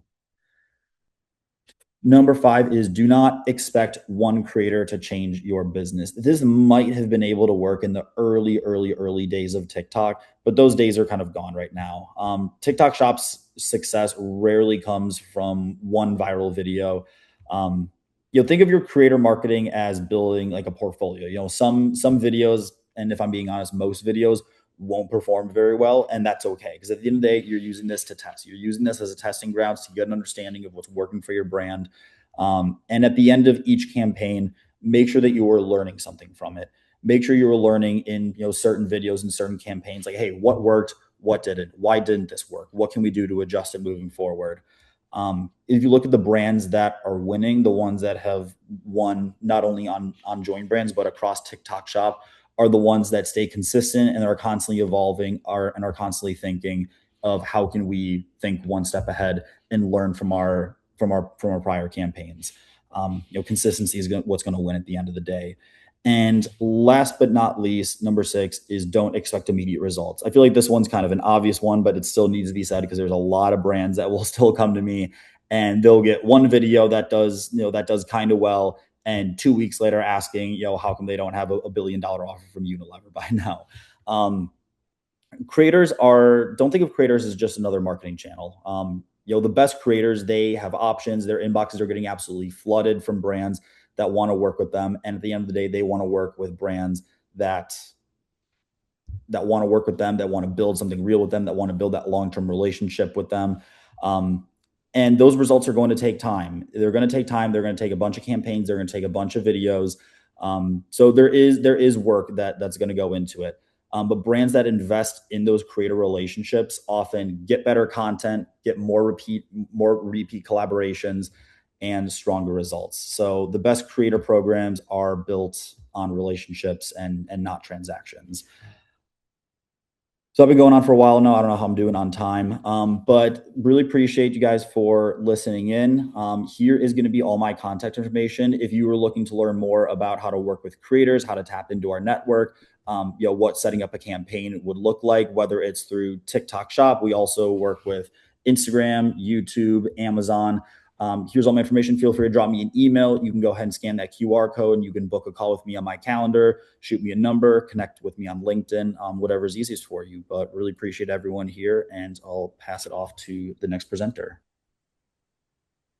Thank you so much, Dan. So one thing you clearly mentioned, that most of the brands, they have their own scripts and they want creators to use that script. They are so stubborn. So even I have seen that a lot. So it's good that you have put that out, that you have to be, let the creator be creative. So that's a very solid point. So thank you so much for sharing everything. Next we have Oleksandr. Hello, everyone. Thank you, Dan, for a great presentation. I work with JoinBrands actually for our clients, and we created videos. Thank you for having me here today. And I want to say that I think that I will be responsible for a little bit more boring stuff on today's webinar, because it's about Amazon advertising. Everyone loves it and everyone hates it at the same time. Do you see my screen? Because I can understand where. Yeah, we can see. Yeah. Okay, so I'm a founder of ANavigator agency. We work with Amazon ads for 10 years already, and we are going really deep in our work. And this is why I really like to work with a new tool. Amazon released it already a couple of years ago, but now it becomes more accessible to other sell to all sellers because they made access for every seller. So you can find me on LinkedIn and message me on LinkedIn if you want to talk about AMC. And today I want to present you or to explain you how we can connect the dots with the AMC that were not connected before. We optimized our campaigns only on the data that we have in Amazon Advertising console.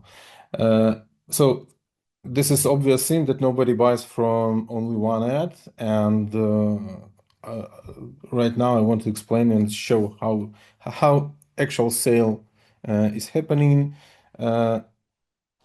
and why we cannot rely on only last click ACOS that we see in our Amazon Ads reports. Actually, our users, our shoppers, they usually see several advertising several times, so they can start from sponsored brands or from viewing DSP or from viewing a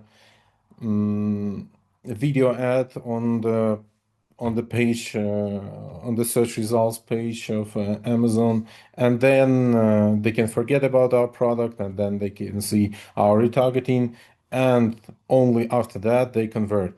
And Amazon's regular model attribution means which advertising is attributed to the sale. So Amazon's default attribution model is a last click or last touch, they call it.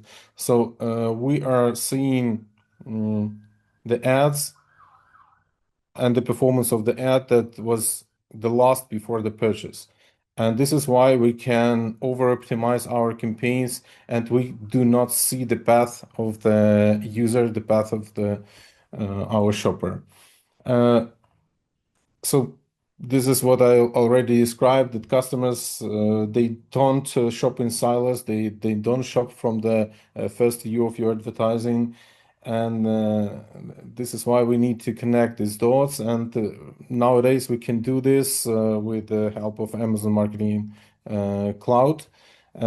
Amazon announced that they add or added, I didn't see it yet, on our accounts, on our clients' accounts, but they announced that they add multi-touch attribution to the Amazon advertising console, but it's not there yet. And anyway, you cannot see the actual path of your user, and you can see it in Amazon Marketing Cloud. And I want to explain how you can do it.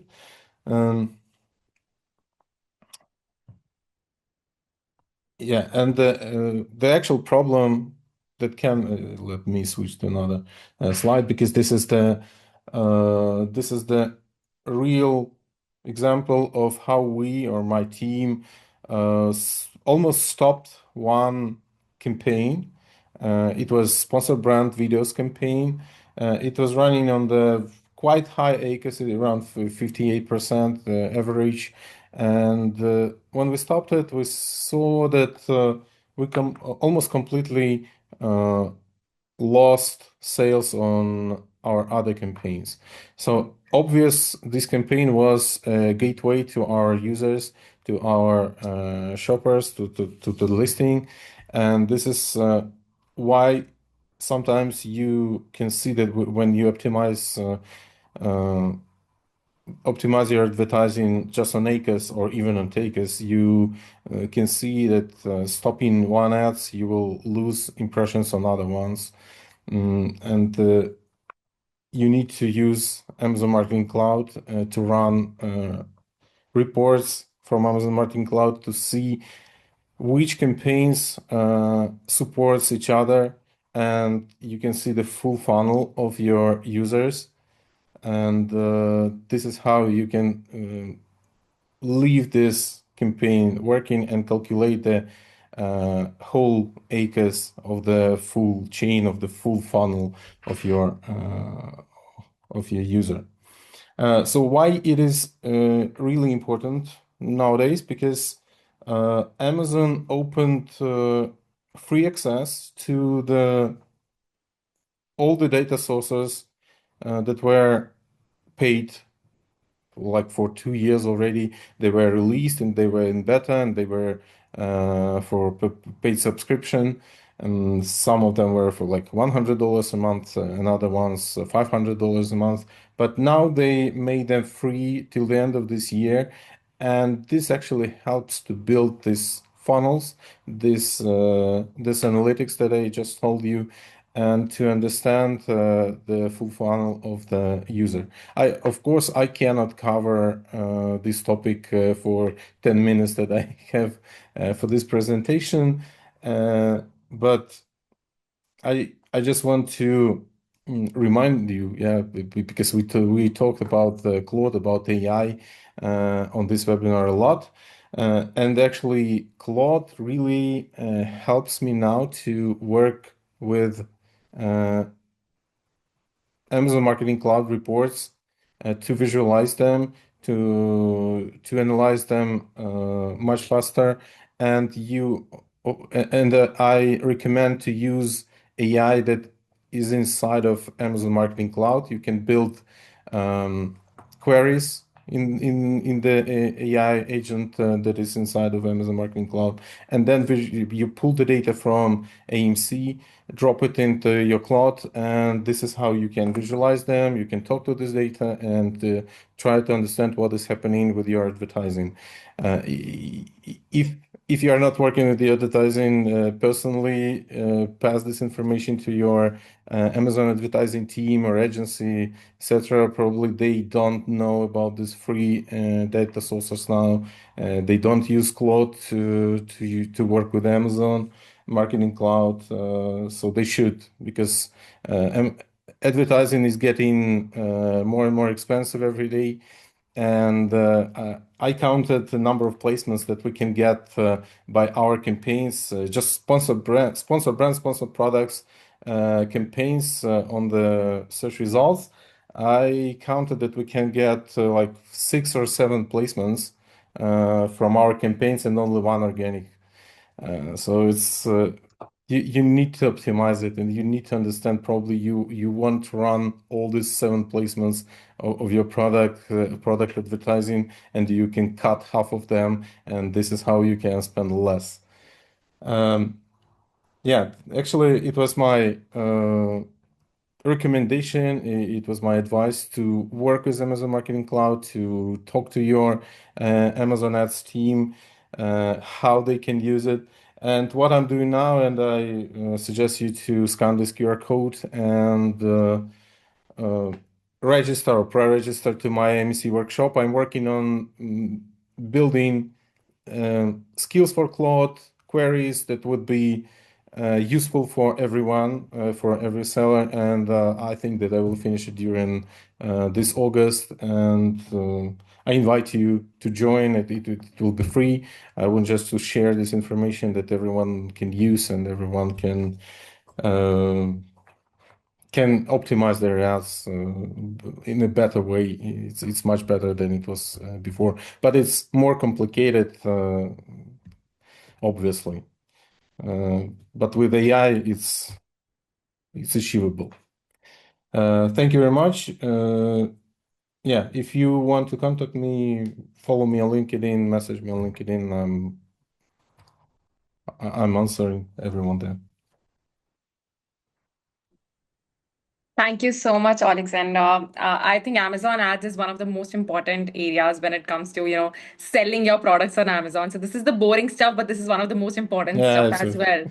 But this is one of the most important ones. So I hope people get to learn something new. I know that it's very boring, and this is why I'm trying to present it like a No, it little bit more wasn't fun boring. or simple, but Yeah, it's yeah. you started by saying that it was boring, but it was not actually. It was very, very insightful, and especially if somebody who wants to, learn about Amazon ads and how to grow their business, then definitely this is something that is unavoidable. So you have to gotta learn this. So thank you so much Thank for you very much. presenting. So next we have Desiree. I hope I'm pronouncing your name right. I'm sorry if I'm not. You did. Thanks Ah, for introducing me. great. I'm Desiree and super excited to be here. Also, learning so much from everyone that's presenting. And I just love being on these calls to connect with new people and hear kind of how things are evolving because it evolves really quickly, especially with AI. I will give a little bit about my background if you don't know me yet. I'm Desiree. I was one of the very first people at Shopify. It's an e-commerce platform. I was their number 3 US hire at Shopify, and the company grew from Canada to North America to APAC and EMEA, and I was a part of that rocket ship. Super grateful for that opportunity. I was there till it grew to 12,000 employees, and I got to work with some of the biggest household name brands in the world and some brands that were startups that I got to work with that are now $100 million brands like Liquid Death. And then I kind of evolved into the world of TikTok Shop because as Shopify was such a great revenue builder for brands, TikTok Shop became the leader in the space. And I was able to work with a lot of celebrity brands over at TikTok Shop Studios, where we tested live shopping with celebrities and their brands, and quickly found out that affiliates and creators were more authentic at selling products. So that's kind of how that all evolved. And I got to partner with some really great people like the founder of Outlandish. It's the top live shopping studio for TikTok lives in LA and Santa Monica. So look up Outlandish if you haven't heard of them yet. And I get to do some really fun events with Social Commerce Fest. They just wrapped up Nashville, which was incredible. They have about 5,000 creators show up to meet with really nice brands, and I get to partner with Moss, who does incredible events with household name brands and creators, as well as another creator platform called Made Impact. It used to be called Social Army, but now it's called Social Impact. They just renamed. I'm trying to remember the right name. So I get to do a lot of things in this space, but I also co-found an AI solution that we partner with Shopify. We're on the Shopify App Store, and that's what I'm going to present on today. It's called AgentShop, and it's been full circle from working at Shopify to now creating a solution or a third-party tool to work alongside Shopify and all of the brands that use Shopify, and also be a solution to become visible with AI as Shopify rolled out agentic storefronts. So hopefully in the next 10 minutes, I will keep your attention and go over the 3 mistakes that are making your products invisible to AI shopping and quietly draining revenue you never see on a report. And I'll have, I think, the team share my slide deck if possible.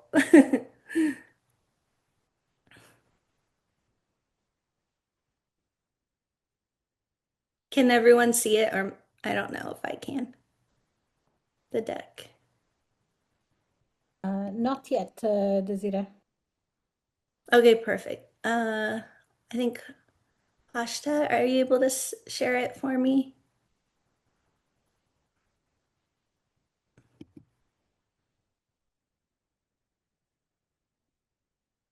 Let's see. The question no longer is whether AI sends shoppers. It already does. The only question is whether it can find and recommend you. So, why most brands can't be found isn't just discovery itself. And then slide 3. Thank you. All right. So, This is kind of showing contrast of the new and the old. Google handed you 10 blue links and let the buyer choose. AI names 3 products and the buyer often stops there. Ranking on page doesn't matter if you're not one of the 3 names. So this is a mental shift that we all have to think about. You might be thinking this is still early, but it really isn't. Look at the speed that we're seeing of things evolving right now. Next slide. So don't just wait. AI hit 100 million users faster than any technology before. The wait and see window is already closing. So looking here, you can see the numbers. Here's the part that trips everyone up. You haven't seen this happening in your own data. So next slide.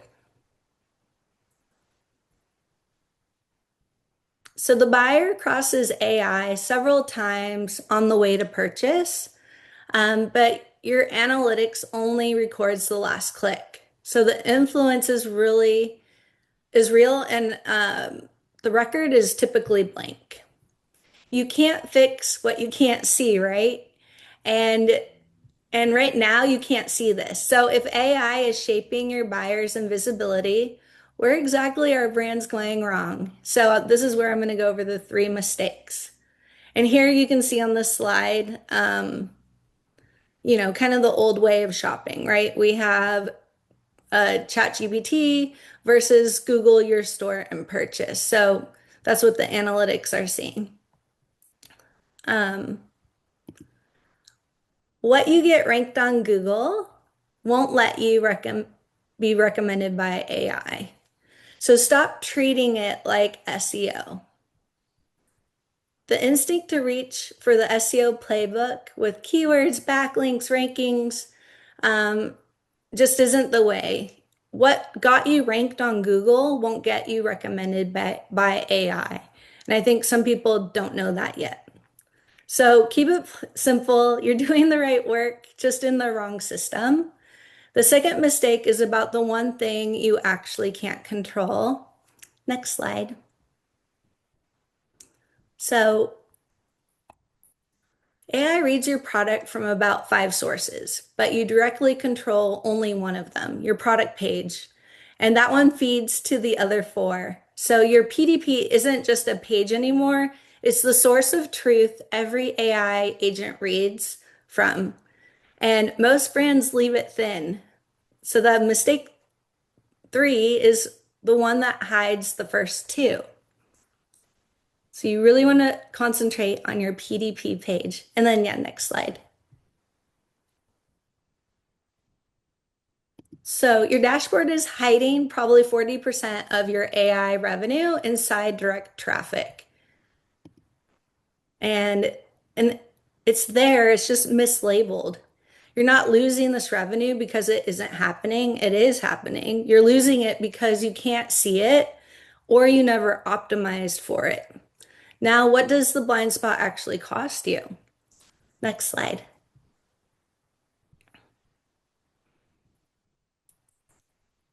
Okay, so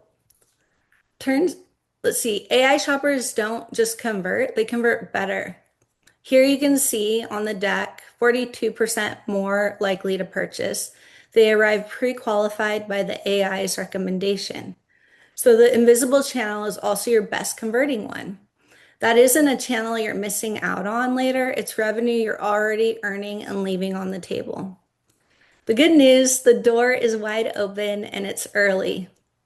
I actually sat at an AI conference with Shopify, I think it was last week or the week before, and people were asking questions and Shopify didn't have the answers. And I wished I could be on stage letting them know that agentShop actually solves for all of the opportunities missed that brands are just missing on AI right now.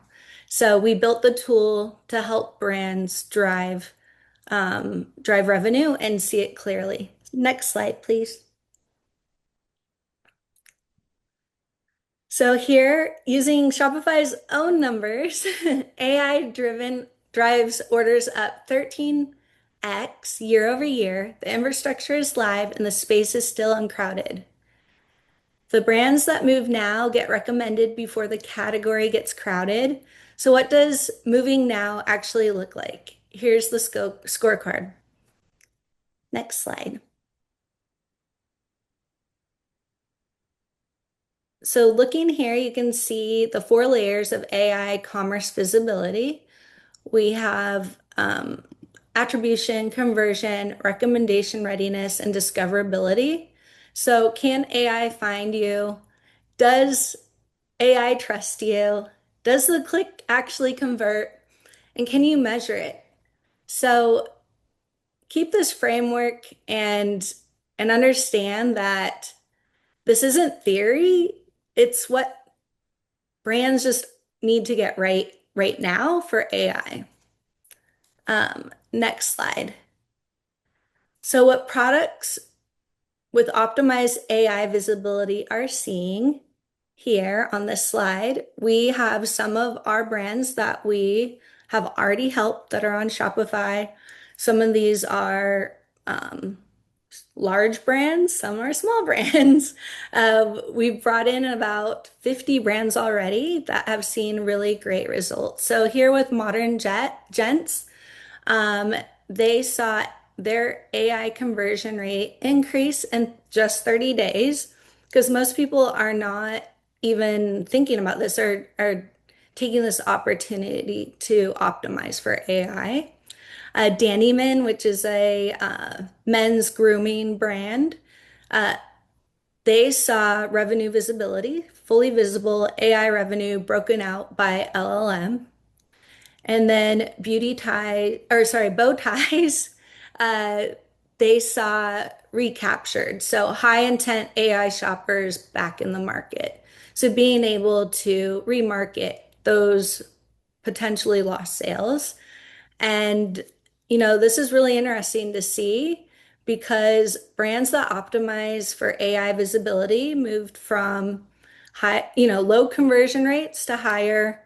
So yeah, this is exactly the framework that works. The real question is, who's going to run it for you? Because doing all 4 layers by hand is a full-time job.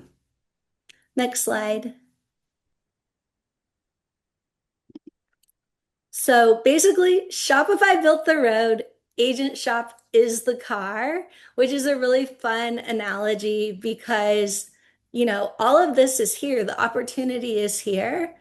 But are you going to take this opportunity into your own hands? So Shopify handles 3 of these things, and then agentShop handles the PDB optimization, non-converting visitor retargeting, and full multi-touch attribution, the exact gaps that are left behind by the 3 mistakes that we're going over here.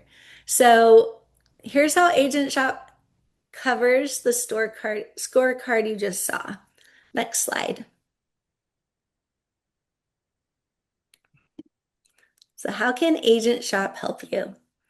A managed AI revenue intelligence system for Shopify brands, executing across all 4 visibility layers with 0 additional ad spend. You have the AI working for you. So I would say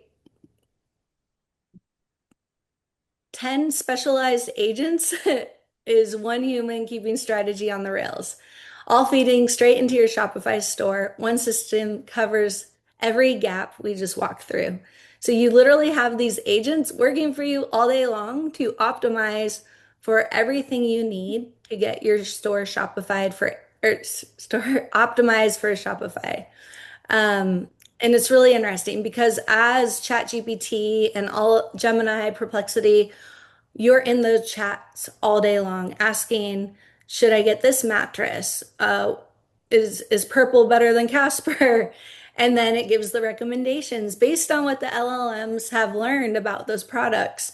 But have you taught the LLMs and the agents what you want them to recommend and what you want to have discovered, what images to populate?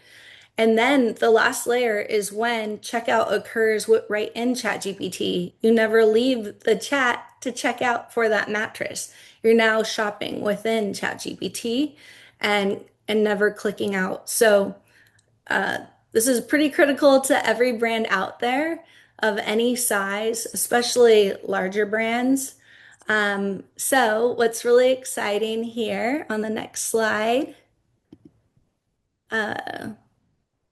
oh, sorry, I should have said next slide before, but here's the 10 agents, 1 human, every gap covered. So we go over the AI shipping optimization, AI SEO, AI P2P agent, blog agent, Reddit agent, citation outreach agent, retargeting agent, reporting agent, product tracking agent, and purchase intent agent, which is incredible for your store. And the next slide.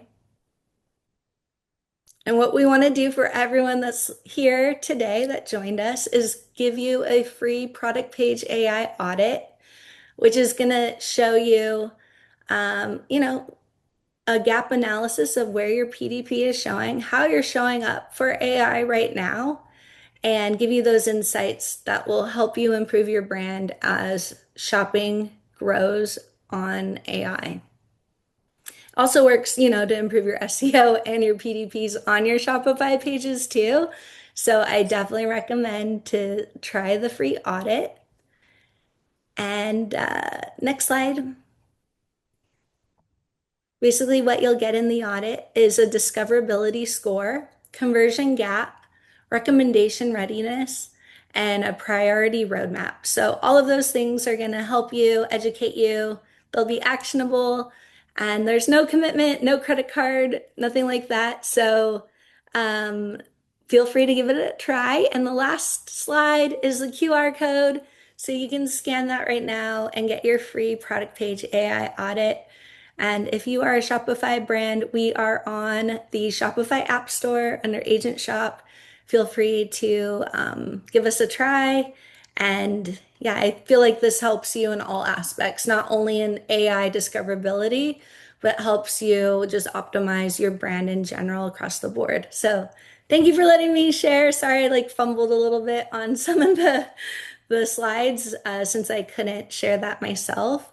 But yeah, thanks so much. And if you have any questions for me, I'll be sticking around for the Q&A.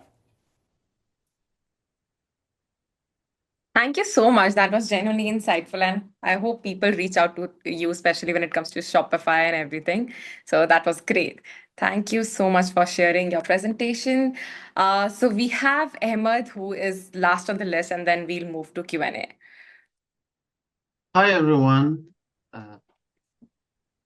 I am Ahmed, CEO and co-founder of Sellenvo. Sellenvo stands for Selling Environment. And in Sellenvo, we are unifying the seller journey in multiple platforms, selling platforms like Amazon, Walmart, Shopify, all of those shopping carts, marketplaces into one single interface.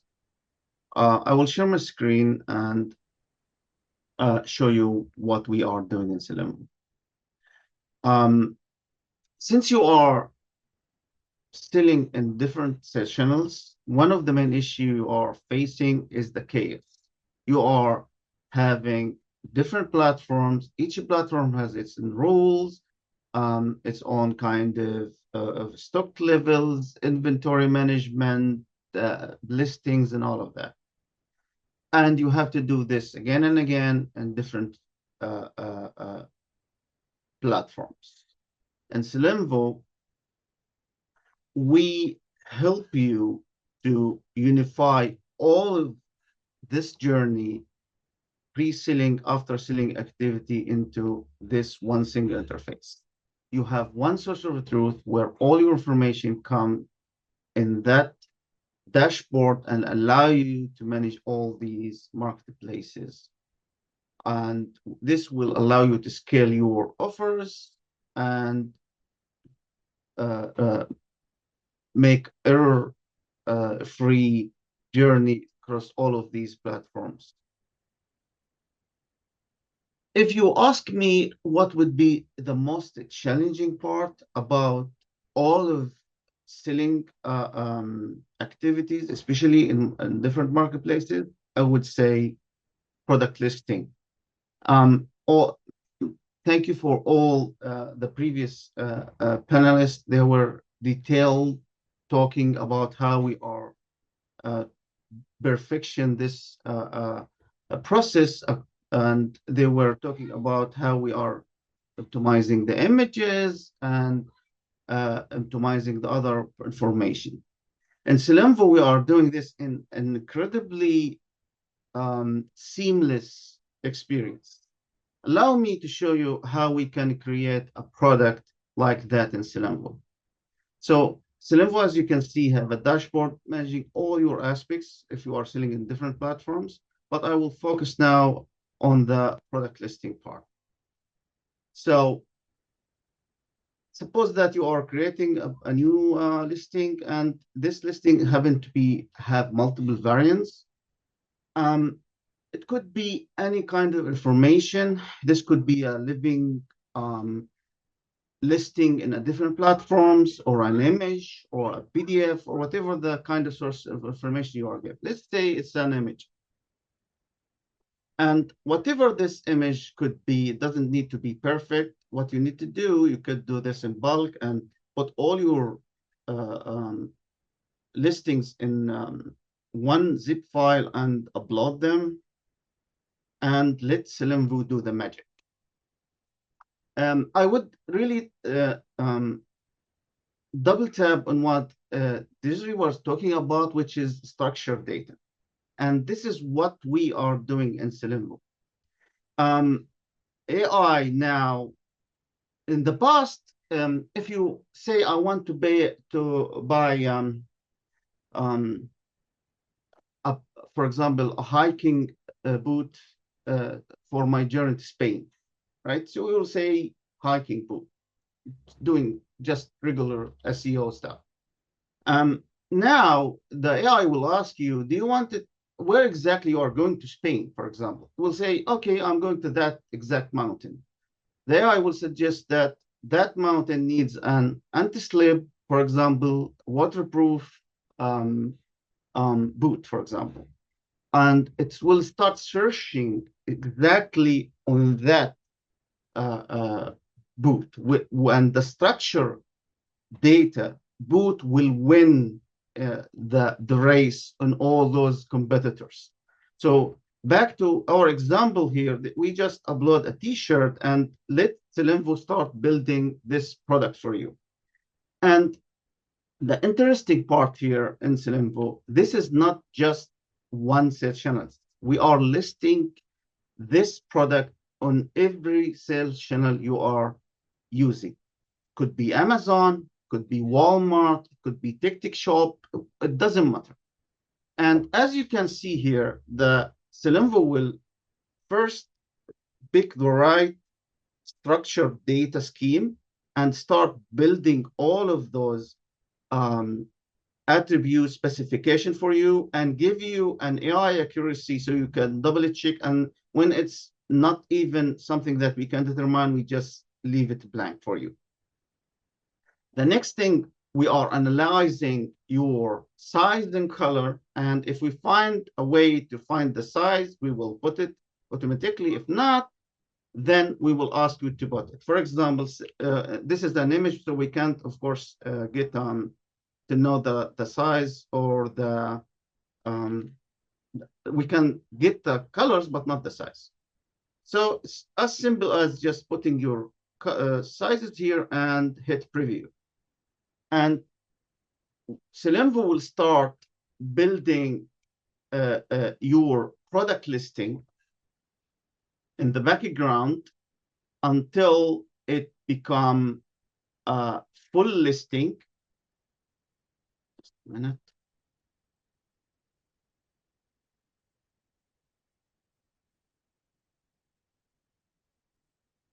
Full listing with every possible detail available for different sales channels. So we are building everything, choosing the right category, building the bullet point, tags, everything, even building a full catalog for you. with all those nice details. This will be used by AI to enhance your visibility in every session as you are using. So the next thing would be images. So in Sellenvo, we are, again, double tapping on all the other panelists. We were talking about how images are really affecting the overall visibility to your products. So we are not just targeting the structured data, we also target the overall look for your products. So if you can see here, we recommend lots of shots. You can get them, professional shots. You can get them here, recommended by Sellenvo for you with a click. For example, let's see that we can use this one, for example. And what you can do here, you can either using them and adding them to your product, or just making sure that it also available for other marketing touch points. So the next thing, you don't need to do anything, by the way. You could actually give some instructions, but it just work by its own. So as you can see here, it will generate a full listing, full image for you that enhanced with all of these professional templates are available for you. So you get the best results. It doesn't matter how bad the original image is, it still will be done in the best way.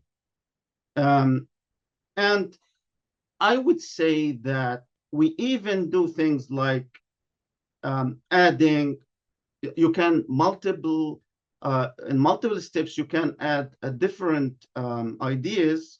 So it would be building, each time you are building an enhancement, it will be making this more effective. Say, for example, we want to make this sounds like a party dress.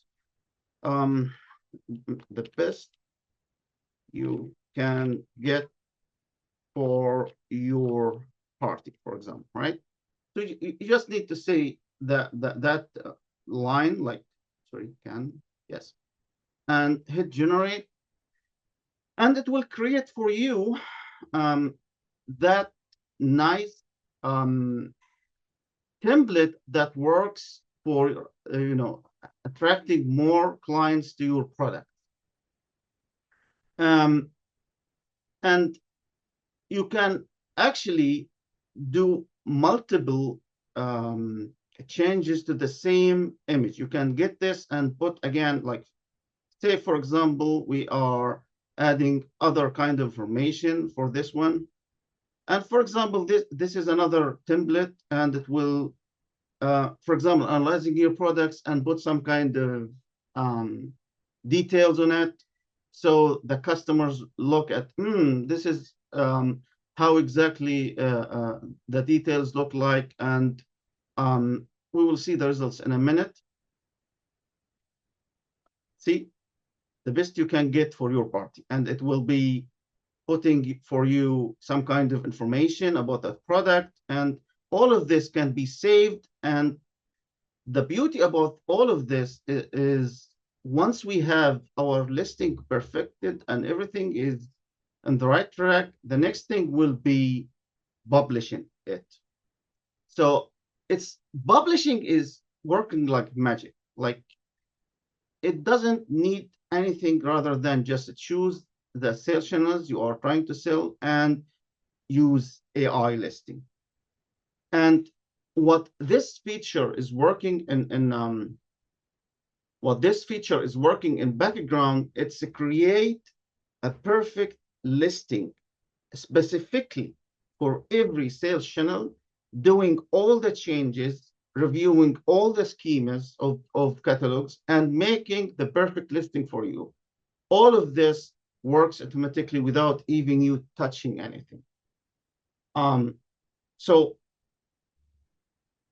what this will do, it will let you sell everywhere and allow you to have more and more opportunities in different platforms and even in different languages if needed, and all of this without having a massive team to do all those details.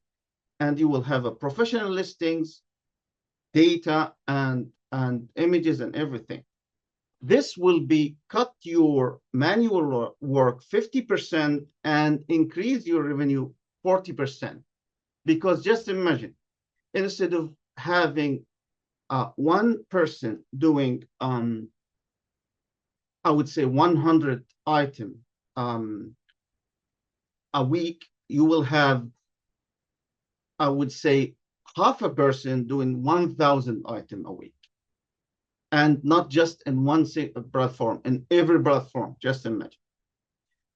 This will be doing the hard work for you and making sure that every other details, see, as you can see here, it's finished. And the beauty about it, it's literally fix everything. It suggests the right category. It's fixed the bullet point. It's fixed the title, especially for Amazon. Here, for example, it find an issue with Walmart and fix it by its own. Everything happening in the background, fixing. So the details here in Walmart will be different on the details here in Amazon because they have different scheme, as you understand. So this is how it's easy to scale your offer from one platform to different platforms. And doing that kind of a change to your business will allow you to sell more, and it will be a magnet tool to make sure your listings are in every digital touch point you are working on. And in Sellenvo, we are, sorry, just moving this around. In Sellenvo, we have other tools that allow you to even make this journey easier. For example, lots of people have an issue of mapping their SKUs, for example. And one of the main issue having with customers is they have this multiple SKUs in different places. Sometimes the titles are different. Sometimes the SKUs are messed up. And it's almost impossible to fix all that and mapping it and being a multi-sales channel seller. In Sellenvo, we are fixing this again with a smart mapping tool. It's literally analyze every product with you, with your inventory, including images, title, description, and built by its own smart mapping that compare everything in the background and give you this nice preview with, for example, this is a 100%, this is the same product, for example. And this is most likely not the same product. So in one click, you can fix all your inventory, and now can control everything using Sellenvo, including in the stock levels, including the other kind of things like sales, managing orders. The whole cycle is simply much, much easier. And for this, in Sellenvo, we are offering a special offer only for the attendance of this webinar, so we could help them to be onboarded and list their first 50 products without commitment, without anything else. And they have 1 month free just to work around, see how this tool will help them to even considering extending their offers to other marketplaces, adding more SKUs, and so on. Thank you all, and I hope I be having anyone having any question.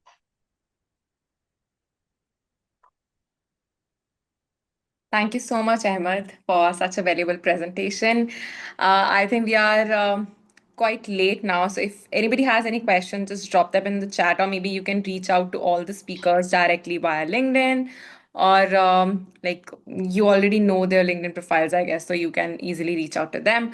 So I just want to thank everybody for, joining today's webinar and sharing some great, great insights. I hope we got to, share something really valuable for our audience. So I think let's just wrap this up. Thank you so much, everybody, again. Thank you so much. Have a Thank nice you. day, Bye-bye. everybody. Thank Bye-bye. you. Bye. Thank you. Bye-bye. Thank you. Bye. Bye-bye.